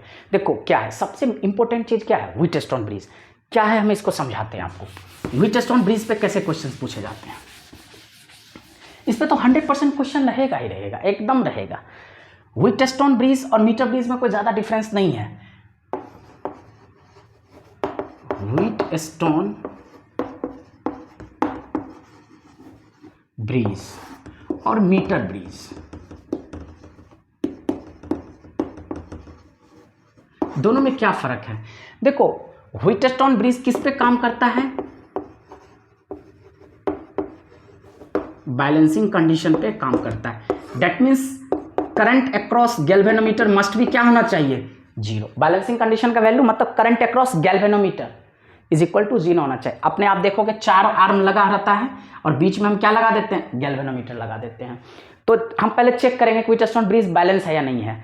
तो अगर IG 0 आ गया, करंट अक्रॉस गैल्वेनोमीटर 0 है, तो इसका तो व्हीटस्टोन ब्रिज है। तो हम आसानी से निकाल सकते हैं R1/R2 is equal to R3/R4। तो बहुत ईजी है। उसी तरह मीटर ब्रिज क्या, मीटर ब्रिज सिंप्लीफाइड वर्जन किसका है, व्हीटस्टोन ब्रिज का। यहाँ पे हम बैलेंसिंग लेंथ के ऊपर काम करते हैं। आप देखिएगा, एक लैब में अगर जाइएगा तो 100 सेंटीमीटर का एक स्केल होता है, एक पटरा सा रहेगा, ठीक है। उस पर जॉकी आप जब कनेक्शन कर दोगे तो जॉकी होता है, एक पेन टाइप का रहेगा, मेटल का पेन। अब उसको कैसे चलाना, देखिए एक चीज़ और मैं यहाँ पे बता देता हूँ। कितने बच्चे क्या करते हैं, जैसे वो वायर होता है ना, उस पर जॉकी को ऐसे ले करके एक एंड से रगड़ता है, मतलब टच करते हुए चेक करेगा गैल्वेनोमीटर कहाँ पे डिफ्लेक्शन क्या आ रहा है, 0 आ रहा है, ठीक है। तो आपको ऐसे करके रगड़ के नहीं चलना है। जॉकी को कैसे रखना है, जैसे एक एंड पे रखें, फिर कुछ दूर के बाद डायरेक्ट यहाँ पे टच कीजिए और चेक कीजिएगा। क्योंकि अगर आप इसको ऐसे करके मतलब टच करके अगर जाओगे ना तो वहाँ पे फ्रिक्शन के कारण क्या होगा, मटेरियल के रेसिस्टेंस पे भी फर्क पड़ेगा और डिफ्लेक्शन पे भी फर्क पड़ेगा। ये ध्यान रखिएगा, ठीक है। तो आपको एकदम से इस पे टच करके नहीं चलना है, आपको सिर्फ यहाँ पे पार्टिकुलर जिस पॉइंट पे आप चेक करना चाहते हो उस पॉइंट पे ही केवल जॉकी को टच करना। जैसे यहाँ पे टच किए, चेक करेंगे डिफ्लेक्शन गैल्वेनोमीटर, फिर यहाँ पे टच किए, यहाँ जिस पॉइंट पे डिफ्लेक्शन 0 आ जाएगा वही हमारा क्या हो जाएगा, नल पॉइंट हो जाएगा। तो ऑटोमेटिकली जैसे हमने AB लिया तो AB ये फिक्स है, 100 सेंटीमीटर का लेंथ है। तो मान लो इस पॉइंट पे हमारा ये हमारा नल पॉइंट है, C पॉइंट हमारा नल पॉइंट है। तो यहाँ से यहाँ का डिस्टेंस L1, तो ऑटोमेटिकली इधर से तो हम मेजर करके चले ही थे, किसी एक एंड से ही तो आप मेजर करोगे। तो आपने देखा कि कितने लेंथ पे आया मेजर, वहाँ पे स्केल पे आप देखोगे तो L1 तो आपको फ्री में पता है, तो L2 क्या निकालोगे, अगर आप L2 निकालोगे तो L2 is equal to 100 minus L1। Easily आप निकाल सकते हो। और वहाँ पे आर्म पे ऊपर दिया रहेगा तो ऑटोमेटिकली दिस अपॉन दिस बराबर दिस अपॉन दिस या this by this is equal to this by. तो जैसे हम व्हीटस्टोन ब्रिज में काम करते हैं बैलेंसिंग कंडीशन, यहाँ पे भी मीटर ब्रिज भी क्या है, सिंप्लीफाइड वर्जन व्हीटस्टोन ब्रिज का, और ये भी बैलेंसिंग कंडीशन पे ही काम करता है। तो यहाँ पे भी हम क्या देखेंगे, जहाँ पे गेलवन पे डिफ्लेक्शन आ गया वो बैलेंस हो गया, ऑटोमेटिकली हम निकाल लेंगे, नल पॉइंट मिल गया तो इजिली हम रेशियो करके निकाल लेंगे। तो बहुत ही अच्छा, इस पे आपको कहीं कोई ज़्यादा दिक्कत नहीं आएगा। इसमें देखिए अब जो इसमें क्या होता है कि आप कहिए कि सर अगर व्हीटस्टोन ब्रिज बैलेंस नहीं होगा तब क्या करेंगे, तो वही चीज़ लूप रूल अप्लाई करते हैं। तो उस सेक्शन वैसे नॉर्मली आर्म जब भी दिया रहेगा तो ऐसा केस बनेगा नहीं, मोस्टली बैलेंस केस में ही दिया रहता है तो आपको ज़्यादा दिक्कत नहीं होगा। तो व्हीटस्टोन ब्रिज और मीटर ब्रिज के ऊपर अगर आप अच्छे से फोकस करते हो तो 100% आप बोर्ड में बहुत सारे मार्क्स को आप स्कोर कर सकते हो। नेक्स्ट हमारे पास पोटेंशियोमीटर। तो पोटेंशियोमीटर एक ऐसा डिवाइस है जो अननोन ईएमएफ को एक्यूरेटली मेजर करने का काम करता है। तो पोटेंशियोमीटर भी बहुत अच्छा डिवाइस है। पोटेंशियोमीटर के सेंसिटिविटी के बारे में बहुत अच्छे से पढ़ के जाए, इस पे ऑब्जेक्टिव डेफिनेटली क्वेश्चन चांस है पूछने का। उसके बाद मीटर ब्रिज के सेंसिटिविटी, व्हीटस्टोन ब्रिज के, मतलब पोटेंशियोमीटर और व्हीटस्टोन तीनों के सेंसिटिविटी को अच्छे से पढ़ के जाइए, क्योंकि इस पर डेफिनेटली सेंसिटिविटी को कैसे हम बढ़ा सकते हैं, कैसे घटा सकते हैं, इस पे भी क्वेश्चन बनने की प्रोबेबिलिटी 100% है। तो आपको ये देखना। और पोटेंशियोमीटर के ऊपर जो है वैसे तो प्रोफाइल काफ़ी सारे बनते हैं, लेकिन मैं आपको बता देता हूँ 3 प्रोफाइल के क्वेश्चन करके जाना, अभी तो नहीं है, या मैं नेक्स्ट वीडियो में कोशिश करूँगा एसएल अरोड़ा के अंदर जो है ना टिक मार्क करा दूंगा कि ये 3 प्रोफाइल के क्वेश्चन अगर आप पोटेंशियोमीटर पे देख लेते हो ना तो 100% आप क्वेश्चन को क्लिक कर दोगे। वैसे प्रोफाइल पोटेंशियोमीटर के ऊपर बहुत सारे बनते हैं, लेकिन मेन 3 प्रोफाइल का है जो हमारे बोर्ड लेवल तक के लिए कोई दिक्कत नहीं होगा। तो मीटर, व्हीटस्टोन, मीटर और पोटेंशियोमीटर, अगर आप इस तीनों सेक्शन को अच्छे से कर लेते हो तो फिर करंट इलेक्ट्रिसिटी में आपको ज़्यादा डरने की कोई ज़रूरत नहीं है। ठीक है, नेक्स्ट चैप्टर हम किसके बारे में बात करते हैं, मूविंग चार्ज एंड मैग्नेटिज्म के बारे में।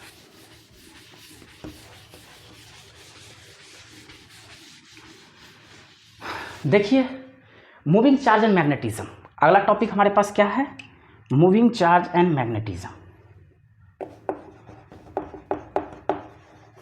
मूविंग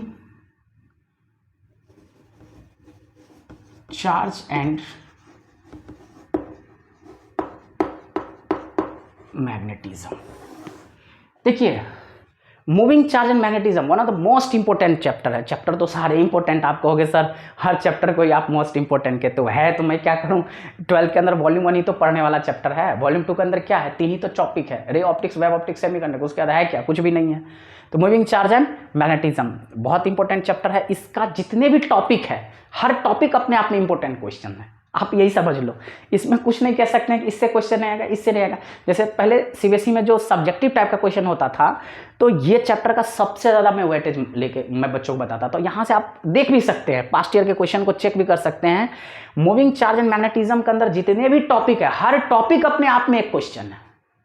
जैसे इसके अंदर क्या क्या चीज़ है, देखिए सबसे पहले बायोट-सेवर्ट लॉ आएगा क्वेश्चन भैया, एम्पियर सर्किट लॉ आएगा, magnetic field at the centre of a circular loop आएगा, magnetic field at an axial point due to a circular current carrying loop आएगा, उसके बाद सोलेनॉइड हो गया, टोराइड हो गया, उसके बाद मूविंग कॉइल गैल्वेनोमीटर हो गया, साइक्लोट्रॉन हो गया, है कि नहीं है।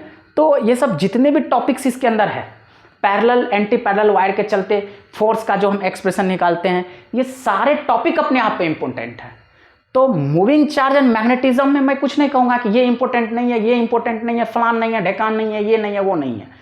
इसके हर टॉपिक अपने आप में इंपॉर्टेंट है। हाँ, इस पर एक चीज़ ध्यान रखिएगा कि जो हम इसमें बार मैग्नेट के बारे में पढ़ते हैं ना, तो बार मैग्नेट में हम लोग क्या देखते हैं, छोड़िए इसमें नहीं है, सॉरी, मैग्नेटिज्म एंड मैटर में है, चलिए कोई दिक्कत नहीं। मूविंग चार्ज एंड मैग्नेटिज्म में मैं कुछ नहीं बताऊंगा, लेकिन फिर भी इंपॉर्टेंट टॉपिक में जब बता रहा तो ब्लूप्रिंट के बारे में तो डिस्कस करूंगा ना। कोशिश देखिए, बायोट-सेवर्ट लॉ तो सिर्फ magnitude of the magnetic field को फाइंड आउट करने के लिए एक फॉर्मूला को डेवलप किया, डेट्स इट। तो वो तो फॉर्मूला हमें पता होगा, देन ओनली आगे हम प्रोसीड करेंगे। एम्पियर सर्किट लॉ का आपको स्टेटमेंट देखना है, कैसे हम लोग फाइंड आउट करते हैं, ठीक है। इस पर आपको इस पे बहुत ज़्यादा क्वेश्चन मिलेगा। मैग्नेटिक फील्ड, इस टॉपिक को लिख लीजिएगा, magnetic field at an axis of a circular current carrying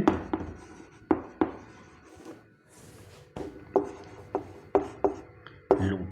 बहुत ज़्यादा इंपॉर्टेंट क्वेश्चन है, 110% मैं लिख के दे देता हूँ, क्वेश्चन आपको मिलेगा ही मिलेगा। Magnetic field at an axis of a circular current carrying loop, question कैसे मिलेगा मैं बता देता हूँ आपको। देखिए, एक लूप आपको ऐसे दिया रहेगा, एक लूप आपको ऐसे दिया रहेगा। अगर इस लूप को हमने चौक छोटा हो गया,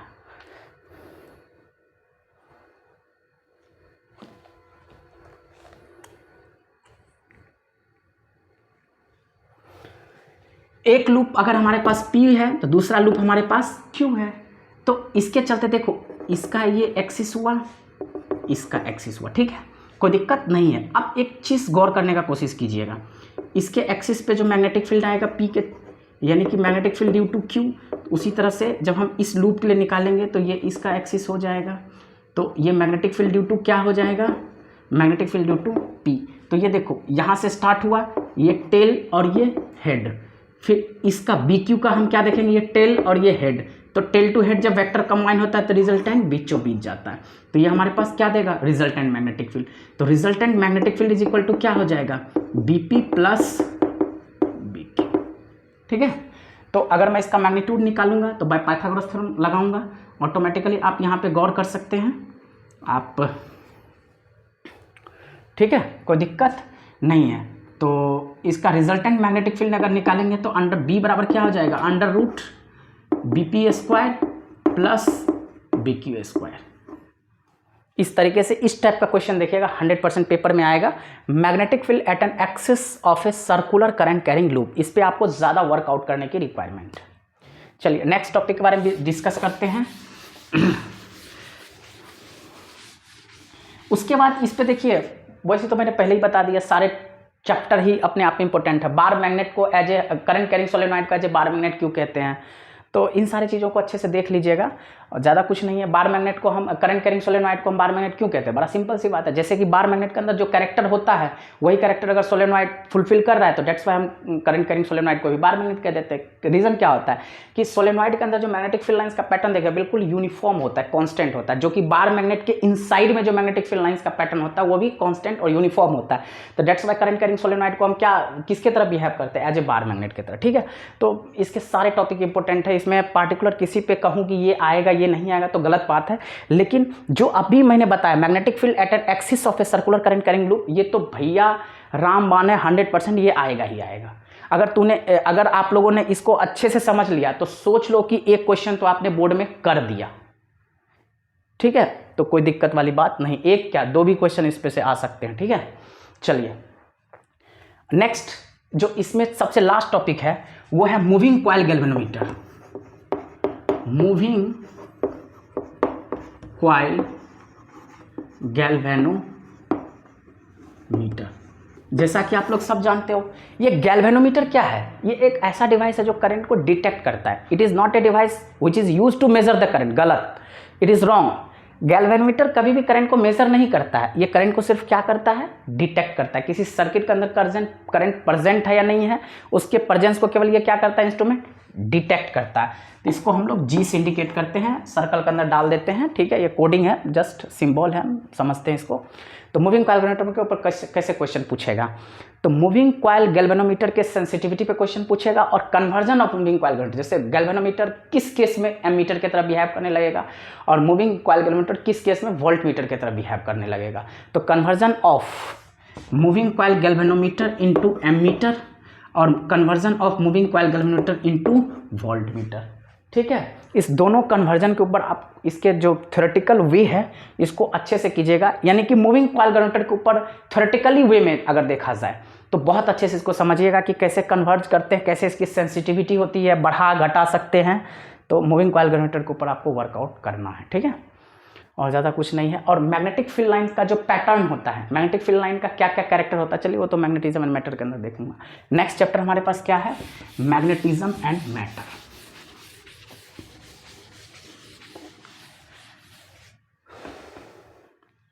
अगला टॉपिक हमारे पास है, अगला चैप्टर जो है वो है मैग्नेटिज्म एंड, देखिए बहुत ही आसान चैप्टर, बहुत मज़ेदार चैप्टर। नहीं कुछ समझ में आए तो क्या करना है भैया, मैग्नेटिज्म एंड मैटर के अंदर नहीं कुछ समझ में आए तो टाइप्स ऑफ मैग्नेटिक मटेरियल को पढ़ के चले जाओ, हिस्टेरेसिस लूप के बारे में पढ़ के चले जाओ, या हम कह सकते हैं मैग्नेटिक प्रॉपर्टीज ऑफ मटेरियल्स। अगर आप बस सिर्फ मैग्नेटिक प्रॉपर्टीज ऑफ मटेरियल्स वाले टॉपिक को अच्छे से पढ़ के चले जाते हो तो आपको कोई दिक्कत नहीं होगा। उसके बहुत सारे कैरेक्टर होते हैं, जैसे मैग्नेटाइजेशन होता है, मैग्नेटाइजिंग फील्ड होता है, मैग्नेटाइजिंग फील्ड इंटेंसिटी होता है, इंटेंसिटी ऑफ मैग्नेटाइजेशन होता है, मैग्नेटिक ससेप्टिबिलिटी होता है, मैग्नेटिक परमिएबिलिटी होता है, मैग्नेटिक परमिटिविटी होता है। ठीक है, तो बहुत सारे कैरेक्टर होता है, उसको आप अच्छे से समझ लेना। उसके बाद टाइप्स ऑफ मैग्नेटिक मटेरियल 3 तरह के होते हैं, डाई, पैरा और फेरो। डाईमैग्नेटिक मटेरियल, पैरामैग्नेटिक मटेरियल और फेरोमैग्नेटिक मटेरियल। इस तीनों के कैरेक्टर अच्छे से पढ़ के चले जाना, नैया पार हो जाएगा। इससे पहले क्या देखना है, तो मैग्नेटिज्म एंड मैटर के अंदर जब देखोगे तो सबसे पहले देखो, कोई भी मैग्नेट है तो मैग्नेट कितने टाइप के होते हैं, ये सब तो बहुत सिंपल कॉन्सेप्ट है। कोई भी मैग्नेट है तो ऑब्वियस सी बात है अपने चारों ओर कुछ ना कुछ रीजन को डेवलप करेगा जहां तक अपना खौफ दिखाएगा, तो that is called as there magnetic field. तो एक मैग्नेटिक फील्ड का क्या क्या कैरेक्टर हो सकता है, यानी कि magnetic properties of magnetic property character of magnetic field lines, एक तरह से हम कह सकते हैं properties of magnetic field lines. एक मैग्नेट के मैग्नेटिक फील्ड लाइंस के प्रॉपर्टीज को आप अगर अच्छे से समझ लेते हो तो यहां से भी क्वेश्चन बनने की प्रोबेबिलिटी है। और फिर तो वही चीज़ है, बार मैग्नेट के चलते हम एक्सियल पे, इक्वेटोरियल पे वही सेम पैटर्न आ जाता है। हम इलेक्ट्रिक डायपोल को हटा के हम क्या ले लेते हैं, मैग्नेटिक डायपोल ले लेते हैं। ऑब्वियसली बार मैग्नेट किसकी तरह बिहेव करता है, एक मैग्नेट की तरह ही बिहेव करता है। ठीक है, तो जैसे वहां पे इलेक्ट्रिक डायपोल था तो वहां पे हम उसी तरह बार मैग्नेट भी हमारे पास क्या है, एक मैग्नेटिक डायपोल की तरह, फिर मैग्नेटिक डायपोल मोमेंट हो गया। तो ये सब चीज़ देखते हैं, लेकिन यहाँ पे इस सब पे ज़्यादा स्ट्रेस मत दीजिएगा आप लोग कि मैग्नेटिक डायपोल के चलते जो है एक्सियल इक्वेटोरियल पे वो फेयरली ही पूछता है, रेयरली पूछेगा, there is no less chance. ठीक है, तो मेन जो होता है इसके अंदर मैंने आपको बता ही दिया। हाँ, और एक इंपॉर्टेंट चैप्टर है, इंपॉर्टेंट टॉपिक जिस पे खूब क्वेश्चन पूछेगा, elements of earth magnetic field.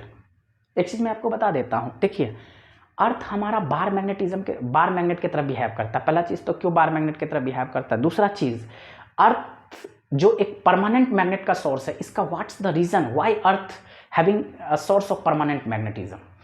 तो साइंटिस्ट ने बहुत सारे, आप जब पढ़िएगा बुक में तो साइंटिस्ट ने बहुत सारे इसके बारे में थेसिस दिया, हर साइंटिस्ट ने अलग अलग थेसिस दिया। एक थेसिस बहुत ज़्यादा इंपॉर्टेंट था कि अर्थ का जो कोर होता है, कोर के अंदर बहुत सारे फेरोमैग्नेटिक मटेरियल्स होता है। दैट्स व्हाई अर्थ का जो परमानेंट मैग्नेटिज्म का जो रीज़न है, यही रीज़न है कि अर्थ के कोर में जो है ह्यूज अमाउंट ऑफ, बहुत ही ज़्यादा अमाउंट में फेरोमैग्नेटिक मटेरियल, और ferromagnetic one of the most strong magnetic materials होता है। अगर once they magnetize they can't be immediately demagnetize. एक बार अगर ये मटेरियल मैग्नेटाइज होता है तो जल्दी ये डीमैग्नेटाइज नहीं होता है। तो अर्थ के कोर में बहुत ज़्यादा अमाउंट में क्या है, फेरोमैग्नेटिक मटेरियल्स है। दैट्स व्हाई, यानी कि अर्थ के परमानेंट मैग्नेटिज्म का यही एक बहुत बड़ा सोर्स है। ठीक है, तो ये हो गया। हाँ, अर्थ के मैग्नेटिज्म को आप देखिएगा, फोटो फाटो बहुत सारे बेसिक चीज़ें आप पढ़ लेना, यहाँ से कोई important elements of earth magnetic field, इसको जरूर देखिएगा, जिसमें हम लोग, इसमें मैं बता देता हूँ, हॉरिजॉन्टल कंपोनेंट और वर्टिकल कंपोनेंट के ऊपर 100% क्वेश्चन आएगा। इसमें निकालते हैं BH इज इक्वल टू क्या होता है, elements of earth magnetic field. Sorry मैं लिख देता हूँ,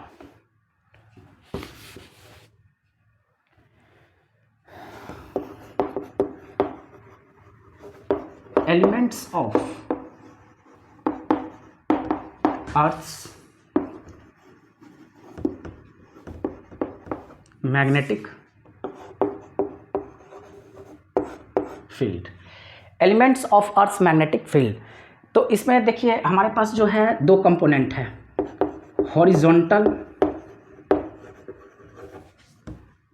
कंपोनेंट जिसको हम लिख देते हैं BH is equal to B cos delta. यहाँ पे डेल्टा जो होता है, ये डेल्टा क्या है, एंगल ऑफ डीप है, एंगल ऑफ डीप। ठीक है, और दूसरा हमारे पास क्या है, वर्टिकल कंपोनेंट, वर्टिकल कंपोनेंट। तो BV इज इक्वल टू क्या हो जाता है, B साइन डेल्टा। ठीक है, तो elements of earth magnetic field में जब जाइएगा तो horizontal component, vertical component, B H is equal to B cos delta, B V is equal to B sine delta, ठीक है। तो डायरेक्शन जब निकालेंगे तो ऑब्वियस सी बात है, कैसे निकालेंगे डायरेक्शन,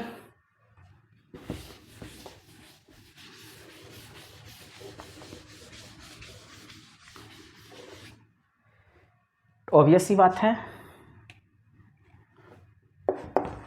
डायरेक्शन के लिए हमेशा किसको याद करते हैं, टेन को।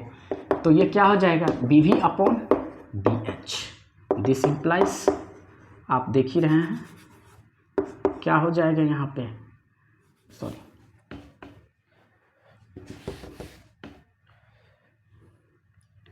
This implies delta is equal to क्या हो जाएगा,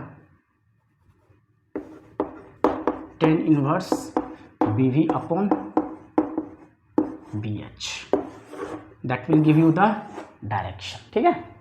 तो elements of earth magnetic field में हॉरिजॉन्टल कंपोनेंट, वर्टिकल कंपोनेंट के ऊपर क्वेश्चंस देखिएगा, ये देख लीजिए, और तो बात कोई दिक्कत वाली बात ही नहीं है, ठीक है। तो जहाँ पे हम लिखते हैं ना B H is equal to B cos delta, तो बी किसका मैग्नेटिक फील्ड है, अर्थ का मैग्नेटिक फील्ड है, और इस अर्थ के जैसे जो अर्थ मैग्नेटिक फील्ड लिख भी देता हूँ मैं, अर्थ, हम कोशिश करते हैं आपको जितना से जितना सिंप्लीफाई करके इजी वे में आपको समझाएं ताकि आपको कोई दिक्कत, आई होप समझ में भी आ रहा होगा। अर्थ मैग्नेटिक फील्ड, हालांकि देखिए स्टेप हमें लिखने की रिक्वायरमेंट नहीं है, लेकिन मैं आपको समझा रहा हूँ। अर्थ मैग्नेटिक फील्ड,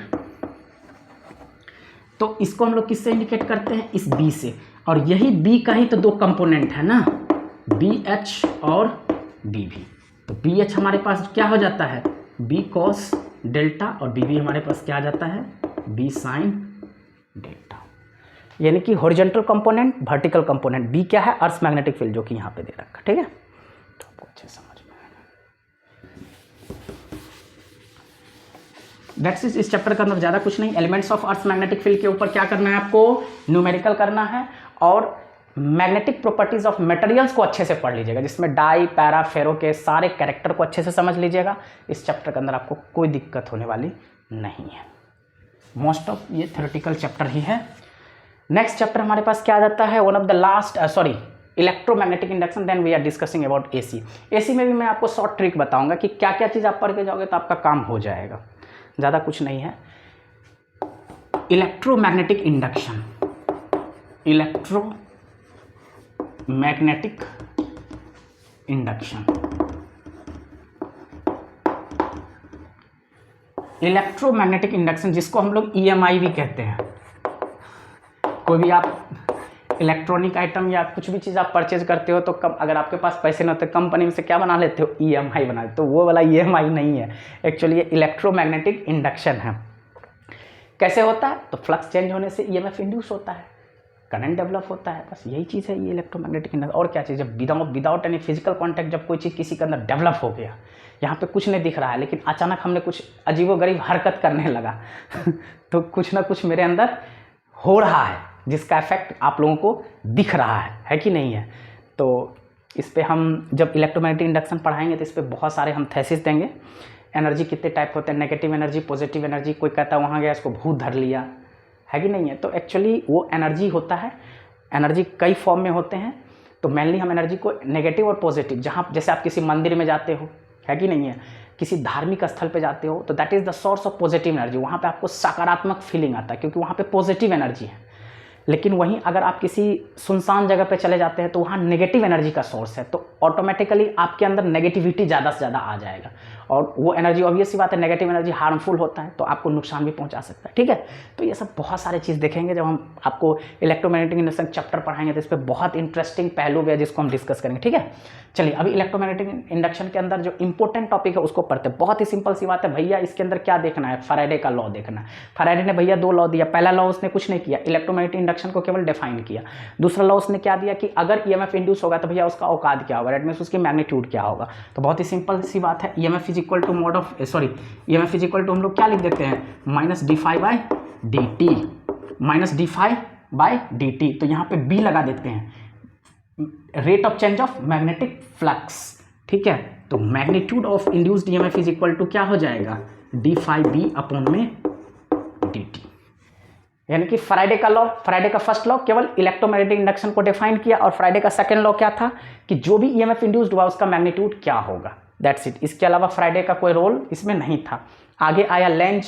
लेंज ने क्या कहा, लेंज ने जब इसके रिसर्च को देखा फ्राइडे को, तो उसने बोला अरे भैया फ्राइडे ने तो एक्सप्लेनेशन कर दिया कि इलेक्ट्रोमैग्नेटिक इंडक्शन होता क्या है और ईएमएफ जब इंड्यूस होता है तो उसकी वैल्यू क्या होती है, लेकिन उसने तो ये बताया नहीं कि किस डायरेक्शन में ईएमएफ इंड्यूस होगा। तो लेंज ने क्या दिया, इंड्यूस्ड ईएमएफ का डायरेक्शन किया, क्लॉकवाइज और एंटी क्लॉकवाइज। यानी कि अगर जैसे क्या होता है, कोई कॉइल होता है, कॉइल की तरफ अगर मैग्नेट को टुवर्ड्स मूव करोगे एंटी क्लॉकवाइज, अबे लेके जाओगे तो क्या हो जाएगा, क्लॉकवाइज। ठीक है, कैसे होता है ये मैकेनिज्म मैं समझाऊंगा जब चैप्टर पढ़ाऊंगा तो, ठीक है। इलेक्ट्रोमैग्नेटिक इंडक्शन तो ये है, इसके अंदर आप सिर्फ फ्राइडे का जो थेसिस है, मतलब ये भी थ्योरेटिकल ही है लेकिन ये कॉन्सेप्चुअल चैप्टर है। इस चैप्टर के अंदर कॉन्सेप्चुअल क्वेश्चन पे ज़्यादा फोकस करना है, बहुत ही ज़्यादा कॉन्सेप्चुअल चैप्टर है ये। तो कॉन्सेप्चुअल क्वेश्चन की ज़्यादा प्रोबेबिलिटी इस चैप्टर के अंदर है, ठीक है। तो फ्राइडे का लॉ को अच्छे से देख लीजिए, लेंज का क्या स्टेटमेंट था ये देख लीजिए, और इसके अंदर इसके बाद जो सबसे इंपॉर्टेंट टॉपिक आता है मोशनल ईएमएफ। तो मोशनल ईएमएफ के चलते ये जो मैं टॉपिक पढ़ाने जा रहा हूँ, देखिएगा ये बहुत ही ज़्यादा, जो टॉपिक मैं अभी बता रहा हूँ, हाईलाइट कर रहा हूँ, मोशनल ईएमएफ के ऊपर बहुत शानदार क्वेश्चन बनेगा। मोशनल ईएमएफ, मोशनल ईएमएफ का वैल्यू क्या होता है, EMF is equal to BLV। भी किसका वेलोसिटी होता है, रॉड का, जो कि यूनिफॉर्म मैग्नेटिक फील्ड के अंदर परपेंडिकुलरली मूव कर रहा है। एल क्या होता है, लेंथ ऑफ द रॉड होता है, बी हमारा मैग्नेटिक फील्ड होता है, ठीक है। इस मोशनल ईएमएफ के द्वारा करंट कितना इंड्यूस होगा, पावर कितना डेवलप होगा, फोर्स कितना होगा। यानी कि इस मोशनल ईएमएफ के चलते हमें करंट का एक्सप्रेशन पूछेगा, पावर का एक्सप्रेशन पूछेगा और फोर्स का एक्सप्रेशन पूछेगा। 100% भैया इस पे क्वेश्चन आएगा, ब्रह्मा विष्णु महेश कोई नहीं रोक पाएगा। मोशनल ईएमएफ के ऊपर किसको देखना है आपको, पहले तो मोशनल ईएमएफ का वैल्यू क्या होगा, मोशनल ईएमएफ का वैल्यू BLV होगा। उसके बाद इस मोशनल ईएमएफ के चलते जो करंट डेवलप हुआ, तो उस करंट का एक्सप्रेशन आपको निकालना। इस करंट मतलब करंट क्या निकलेगा, पावर कितना डिसिपेट होगा और फोर्स कितना एक्ट होगा। यानी कि मोशनल ईएमएफ के चलते करंट, पावर और फोर्स, इस तीनों का मैथमेटिकल एक्सप्रेशन है। आप इसको ड्राइव भी किए होंगे अगर टीचर ने आपको पढ़ाया होगा तो करंट, पावर और फोर्स के ऊपर जो है क्वेश्चंस डेफिनेटली पूछा जाएगा। तो ये मोशनल ईएमएफ का जो पूरा डिटेल कॉन्सेप्ट है, इसको आपको अच्छे से एक बार रीड भी कर लीजिएगा तो समझ में आए। देखिए डेरिवेशन अगर नहीं, डेरिवेशन इसका कोई खास नहीं है, सिर्फ टू द पॉइंट है, मैथमेटिकल ओरिएंटेड है, केवल सब्स्टिट्यूशन है। और ज़्यादा कुछ जो कहिएगा कि इसमें कॉन्सेप्चुअल है, एजम्पशन है, ऐसा कुछ भी नहीं है। बहुत ही स्ट्रेट है, केवल फॉर्मूला ओरिएंटेड ही है। तो बहुत अच्छे से आपको समझ में आ जाएगा, आई होप डेफिनेटली समझ में आ जाएगा। तो मोशनल ईएमएफ पे आपको ज़्यादा वर्कआउट करने की रिक्वायरमेंट है। अगर आपने इस पर अच्छे से वर्कआउट कर लिया, इस पर खूब सारे न्यूमेरिकल्स बना लेते हो, तो आपको डेफिनेटली कोई दिक्कत होने वाला इस चैप्टर के अंदर नहीं है। नेक्स्ट भैया क्या करना है, कुछ नहीं करना है। Methods of generating induced EMF, इस पर भी आपको थोड़ा सा वर्कआउट करना है। क्या वर्कआउट करना है, तो methods of generating induced EMF, यानी कि ईएमएफ को हम जनरेट कैसे कर सकते हैं। तो बड़ा सिंपल सी भैया, किसके चलते ईएमएफ जनरेट होता है, फ्लक्स चेंज होने की वजह से जनरेट होता है। तो फ्लक्स को हम चेंज कैसे करेंगे, तो बड़ा सिंपल सी बात है, मैग्नेटिक फ्लक्स का एक्सप्रेशन क्या होता है, BA cos थीटा। क्या होता है हमारे पास मैग्नेटिक फ्लक्स का फॉर्मूला, BA cos थीटा। तो बड़ा सिंपल सी बात है, जो जैसे मान के चले हम जिसको अपने घर में रख रखे है कि नहीं है, अगर वो हमारा दुश्मन है और हमने अगर उसको घर के अंदर रख रखे हैं, तो जिस को रख रखे हैं सबसे पहला खतरा तो हमको उससे है। तो ऑब्वियस सी बात है, अगर ये फ्लक्स है तो फ्लक्स किसको अपने घर में बैठा रखा है, किस पे ये डिपेंड करता है, किसके गतिविधि से इसका काम चलता है, मैग्नेटिक फील्ड एरिया। और मैग्नेटिक फील्ड और एरिया का जो ओरिएंटेशन होता है, that is called cos theta. That means orientation between magnetic field and area which is represented by the cos theta. Okay, तो magnetic flux is equal to BA cos theta. भैया magnetic field को change करोगे, क्या होगा, flux change EMF induce. Okay, तो पहला factor हमारे पास generating of methods of generating induced EMF. अगर हमें ईएमएफ को, इंड्यूस्ड ईएमएफ को जनरेट करना है तो उसके लिए क्या करना पड़ेगा, मैग्नेटिक फील्ड को चेंज करना पड़ेगा। Magnetic field change, flux change EMF induce. दूसरा है एरिया चेंज, अगर एरिया को बढ़ाओगे घटाओगे तो फ्लक्स चेंज होगा, फ्लक्स चेंज होगा, ईएमएफ इंड्यूस होगा। तीसरा है मैग्नेटिक फील्ड और एरिया के बीच का ओरिएंटेशन। जनरेटर देखे हो, जनरेटर कैसे करंट को डेवलप करता है? कुछ नहीं करता, आप क्या करते हो, ऐसे करके कॉइल को घुमाते हो। कॉइल को क्या करते हो? घुमाते हो। तो जैसे कॉइल को घुमाते हो तो क्या हो रहा है? मैग्नेटिक फील्ड और एरिया का ओरिएंटेशन ही तो चेंज हो रहा है। थीटा को आप चेंज कर रहे हो, तो जैसे जैसे theta change, flux change, flux change, EMF induce. That's it. बहुत सिंपल सी बात। इसको हम ड्राइव करके भी निकाल देंगे। रोटेट करेगा तो एंगुलर वेलोसिटी हो जाएगा, थीटा बराबर क्या हो जाएगा? Omega T. थीटा बराबर क्या हो जाएगा? Omega T. आप जानते हो तो कैसे निकालोगे भैया? फाई इज इक्वल टू क्या आता है हमारे पास? B A cos theta. तो क्या लिख दोगे? B A cos omega t. इसमें कोई दिक्कत नहीं, ये इंपॉर्टेंट है इसलिए मैं आपको समझा रहा हूं। तो फाई बराबर B A cos theta which is equal to B A cos omega t, इसमें कोई दिक्कत नहीं। अब फैराडे का भैया सेकंड लॉ क्या कहा था? तो ईएमएफ इज इक्वल टू आपने देखा minus d phi by d t होता है। दिमाग का बत्ती चमका या नहीं चमका? माइनस डी फाई की जगह क्या लिख दोगे? B A cos omega T upon में डी टी। इसको डिफ्रेंशिएट करो, ईएमएफ का एक्सप्रेशन निकल के आ जाएगा। That's it. तो कोई भी चीज ईएमएफ बराबर एक्सप्रेशन क्या आ जाएगा? ईएमएफ बराबर हो जाएगा E naught sine omega T. E naught is equal to sine omega T. क्या करूं? सॉल्व करके बता दूं? चलिए बता देता हूं, कोई दिक्कत वाली बात नहीं है। देखिए, तो this implies EMF is equal to क्या हो जाएगा? माइनस क्या हो जाएगा यहां पे? Minus omega B A sine omega t. क्योंकि यहां पे देखना बी ए तो बाहर आएगा, ऑब्वियस सी बात है। तो बचेगा क्या? डी कॉस ओमेगा टी का डिफरेंशिएशन करोगे तो cos omega T D T का डिफरेंशिएशन क्या हो जाएगा? Minus omega sine omega T.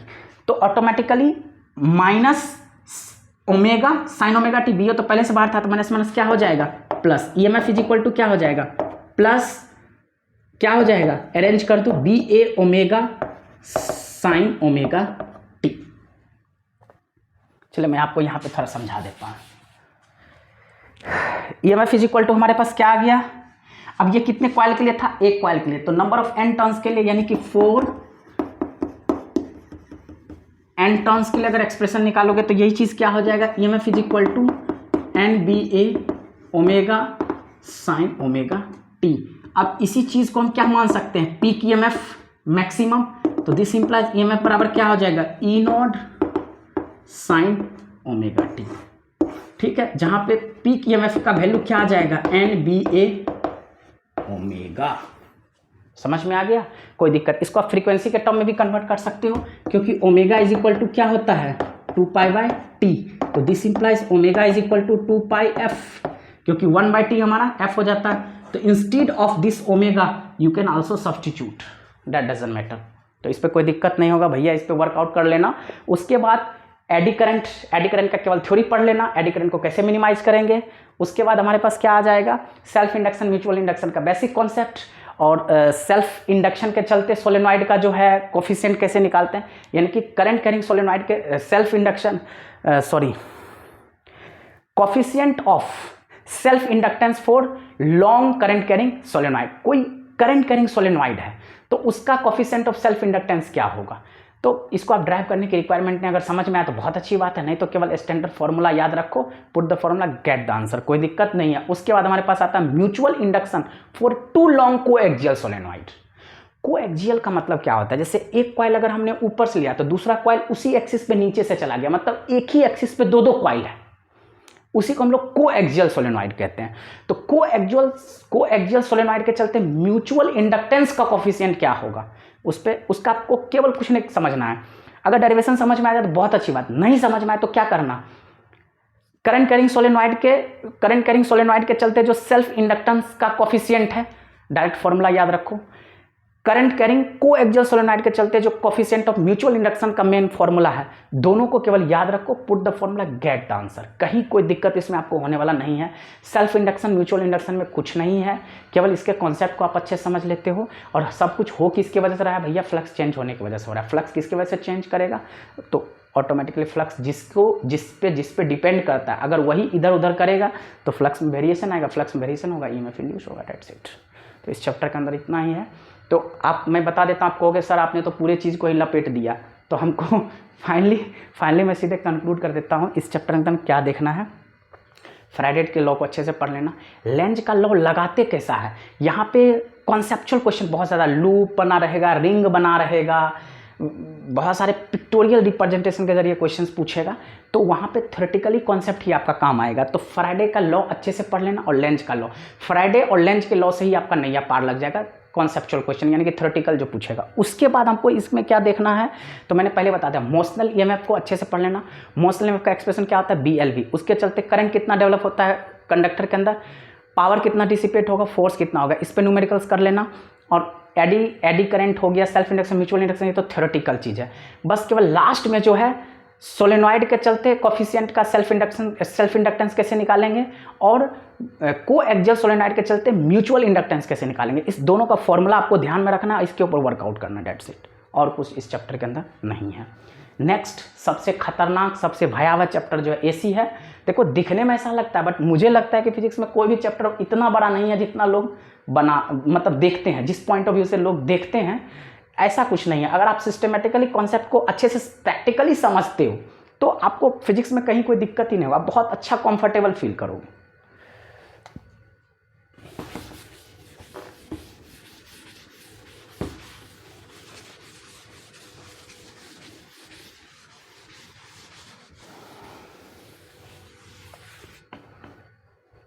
चलिए अब सबसे लास्ट टॉपिक, भैया मेरा चैनल को सब्सक्राइब जरूर करना, ठीक है। अगर सब्सक्राइब नहीं करोगे तो भैया गलत बात हो जाएगी, सॉरी मजाक कर रहे हैं। हमें विश्वास है कि आप लोग ज़रूर अगर देखिएगा तो चैनल को सब्सक्राइब कीजिएगा, क्योंकि आप लोग के लिए हम बहुत मेहनत कर रहे हैं और कोशिश कर रहे हैं जितना सिंपल से सिंपल तरीके से हम आपको समझा सकते हैं। आई होप आप कमेंट भी कर सकते हैं कि आपको कितना समझ में आ रहा है, या अगर आपको फर्दर भी हमारे अंदर हमको समझाने में अगर कोई आपको कमी लग रहा है कि सर और इस तरीके से कर सकते थे, तो प्लीज़ आप कमेंट बॉक्स में हमें ज़रूर कमेंट कर सकते हैं। कोशिश करूँगा मैं आपके प्रॉब्लम को रिजॉल्व करने का, ठीक है। और अपने दोस्तों में जो है इस चीज़ को शेयर वगैरह भी कीजिए और चैनल को लाइक भी कीजिए।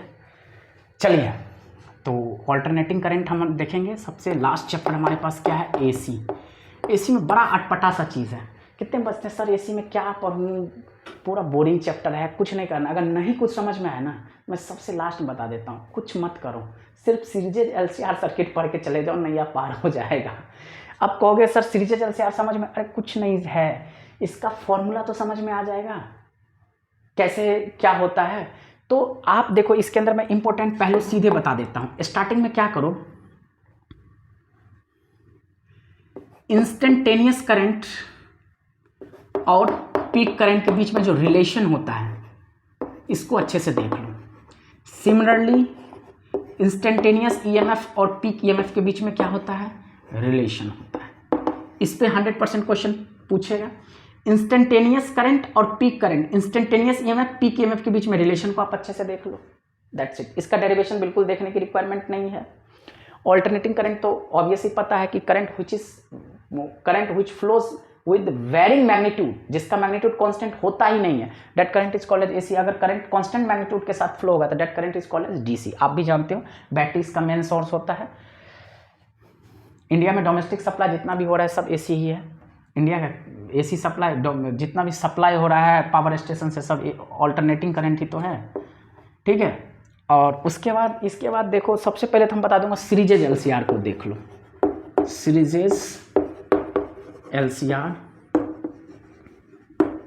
सर्किट, भैया ये रामबाण है, इसको तो 100% देख लेना, इस पे क्वेश्चन आइबे करेगा, एकदम आएगा, कोई रोक ही नहीं सकता। सीरीजेज LCR सर्किट देखो, हम कह देते हैं इसको LCR सर्किट, अरे कुछ नहीं, L4 इंडक्टर, L4 क्या होता है, इंडक्टर, C4 क्या होता है, कैपेसिटर, और R4 क्या होता है, रेसिस्टर, ठीक है। तो इंडक्टर, कैपेसिटर, रेसिस्टर, तीनों को जब हम एक साथ सीरीज में कनेक्ट कर देते हैं किसी भी सर्किट के अंदर, तो वही सर्किट क्या बन जाता है, LCR सर्किट। हमने कैसे कनेक्शन किया है, सीरीज में, तो इसलिए हम उसको क्या कह देते हैं, सीरीजेज LCR सर्किट। तो कोई बहुत बड़ा इंपॉर्टेंट चीज नहीं है।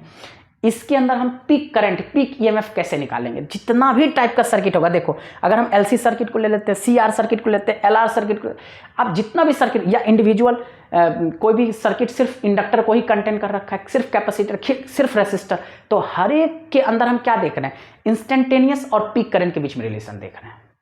इंस्टेंटेनियस करंट और पीक करंट के बीच में रिलेशन देख रहे हैं, दैट्स इट, और कोई नया चीज़ नहीं है। तो उसी तरह से जो सीरीज एलसीआर सर्किट, अगर हमने किसी सर्किट के अंदर इंडक्टर, कैपेसिटर, रेसिस्टर, क्योंकि देखो इंडक्टर क्या करेगा, इंड्यूस करने का काम करेगा, कैपेसिटर होल्ड कर लेगा, रेसिस्टर रेसिस्ट करेगा, हम जाने ही नहीं देंगे, करंट के फ्लो को अपोज करेगा, ये उसको होल्ड कर देगा, चुरा के रख लेगा, ये क्या करेगा, इंड्यूस कर देगा, किसी को दे देगा, दूसरे के अंदर डेवलप कर देगा। तो जब तीनों एक साथ सर्किट में, तो तीनों अपना अपना काम करेगा, तहलका मचाएगा। उस केस में हम देखेंगे कि उस सर्किट के अंदर करंट का मैक्सिमम वैल्यू क्या हो सकता है, यानी कि पीक करंट और इंस्टेंटेनियस, यानी कि इंस्टेंटेनियस और पीक के बीच में जो रिलेशन को हम लोग फाइंड आउट करते हैं, उसी के ऊपर तो ज़्यादा से ज़्यादा क्वेश्चन पूछा जाता है और कुछ नहीं है। और नेक्स्ट हमारा पास एवरेज पावर। तो एवरेज पावर के का केवल सिर्फ एक्सप्रेशन देख लेना, जो कि होता है E R M S into I R M S into cos phi होता है। कॉस फाइव हमारा पावर फैक्टर होता है। तो मोटा मोटी हम आपको बताते हैं ऑल्टरनेटिंग करंट के अंदर क्या करना है भैया। इंस्टेंटेनियस पीक के बीच में रिलेशन देख लो, इसके ऊपर क्वेश्चन वर्कआउट करो। इंस्टेंटेनियस में पीक एमएफ के रिलेशन के पे वर्कआउट करो, और एलसीआर का जो इंस्टेंटेनियस और पीक करंट के बीच में जो रिलेशन है उसको दिमाग में बैठा लो, उसी से आपका काम हो जाएगा। उसी में आ जाएगा इंपीडेंस वगैरह, उसी के अंदर आ जाएगा। इफेक्टिव रेसिस्टेंस को बेसिकली इंपीडेंस कहते हैं, दैट्स इट। और जितने भी, और उसके एवरेज पावर का देख लो। एवरेज पावर का डायरेक्ट फॉर्मूला होता है पी एवरेज इक्वल टू होता है E R M S into I R M S into cos five. तो डायरेक्ट इस पे न्यूमेरिकल को करोगे, और कॉस फाइव क्या होता है, पावर फैक्टर। तो पावर फैक्टर क्या होता है, यानी कि एपरेंट करंट के एपरेंट पावर को ट्रू पावर में कन्वर्ट करने के लिए जिस कांस्टेंट फैक्टर से मल्टीप्लाई कर देते हैं, वही हमारा क्या कहलाता है, पावर फैक्टर कहलाता है। तो वहां से एवरेज पावर देख लेना। और नहीं कुछ समझ में आए ना सीरीज के अंदर, तो एलसीआर और चुपचाप ट्रांसफार्मर पढ़ के चले जाना, उसी में तुम्हारा काम हो जाएगा। ट्रांसफार्मर बहुत ज़्यादा इंपॉर्टेंट सेक्शन है। इसके अंदर जो एप्लीकेशन वाला पार्ट है वो हमारे पास ट्रांसफार्मर एंड जनरेटर है। तो जनरेटर का टेक्निकल मैकेनिज्म तो अभी तुरंत हम तुमको इलेक्ट्रोमैग्नेटिक इंडक्शन में आप लोग को पढ़ा ही दिए। ट्रांसफार्मर क्या होता है, किस पे काम करता है, म्यूचुअल इंडक्शन पे काम करता है। दो तरह का ट्रांसफार्मर होता है, स्टेप अप और स्टेप डाउन। सीधी सी बात, स्टेप डाउन क्या होता है, ज़्यादा रिसीव करता है, कम निकालता है। स्टेप अप क्या करता है, कम रिसीव करता है, बढ़ा के भेजता है। तो वही है, ठीक है। ट्रांसफार्मर को अच्छे से पढ़ लेना थ्योरेटिकली। 100% जिसको कुछ नहीं एसी में समझ में आएगा, तो सिर्फ तुम चुपचाप ट्रांसफार्मर पढ़ के चले जाना, और सीरीज एलसीआर का जो इंस्टेंटेनियस और पीक का एक्सप्रेशन है उसको ध्यान में रख के चले जाना, काफ़ी कुछ आपको हेल्प मिल जाएगा, दैट्स इट। और जनरेटर के बारे में पढ़ लेना, दोनों का वर्किंग प्रिंसिपल देख लेना, दैट्स इट। जनरेटर तो आपको ऑलरेडी मैंने जनरेटर का तो पूरा थेसिस ही मैंने ईएमआई के अंदर पढ़ा रखा है कि जनरेटर कैसे काम करता है। कॉइल रोटेट होता है तो ओरिएंटेशन चेंज होता है, थीटा चेंज होगा, flux change, EMF induce. Okay, wish you all the best for your board exam. I hope जो आज मैंने ब्लूप्रिंट दिया है, या पूरे जो वॉल्यूम 1 का हमने एक रिव्यू किया है, एक माइंड मैप जो हमने क्रिएट किया है आज के लेक्चर में, जो हमने एक आपको एग्जाम से पहले जो एक माइंड मैप दिया, जो एक ब्लूप्रिंट को हमने स्केच किया माइंड मैप के जरिए, तो आई होप ये आपको प्रिपरेशन करने के लिए, और अभी से मेरे ख्याल से 1.5 मंथ आपके पास है, तो आई होप सफिशिएंट टाइम है। अगर हमने जिस पैटर्न से आपको बताया, अगर इस पैटर्न से आप प्रिपरेशन करते हो तो डेफिनेटली आपको बहुत अच्छा बेनिफिट होगा, और आप अपना रिजल्ट भी देख सकते हैं इसका। और इसी पैटर्न से आप एक बार प्री बोर्ड में देखिए, तो प्री बोर्ड्स में ही पता चल जाएगा कि आप कितना बेनिफिट उठा पाओगे, ठीक है। डेफिनेटली आपको बेनिफिट मिलेगा। तो आई होप आज का लेक्चर आप लोग के लिए बहुत ही ज़्यादा इफेक्टिव होगा, और आपको जो माइंड में एक उलझन चल रहा था, मेरे ख्याल से अब आप रिलैक्स फील करोगे इस वीडियो को देखने के बाद, और आपको पता चल गया हो कि हमें बोर्ड के लिए जो है फर्स्ट टाइम जो सीबीएसई ने पैटर्न को चेंज किया है, तो हमें कैसे, देखो डेरिवेशन को समझना बहुत ज़्यादा जरूरी है, लेकिन अभी के टाइम पे आपको डेरिवेशन पे ज़्यादा स्ट्रेस देने की रिक्वायरमेंट नहीं है, क्योंकि कोई सब्जेक्टिव वे में तो पेपर आ नहीं रहा है।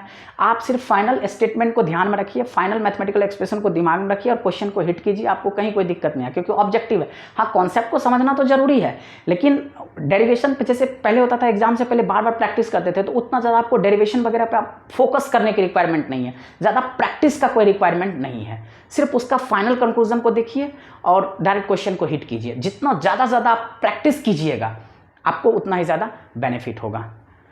ओके, तो आई होप हम करते हैं कि आज का लेक्चर आप लोग के लिए बहुत इफेक्टिव होगा और आप इससे बहुत ज़्यादा बेनिफिट भी पाओगे। और thank you, all the best for your board exam. और हम लास्टली आप लोग को यही कहेंगे कि मेरे यूट्यूब चैनल को ज़्यादा से ज़्यादा सब्सक्राइब कीजिए, अपने फ्रेंड सर्कल में शेयर कीजिए और लाइक भी कीजिए। Okay, thank you, all the best.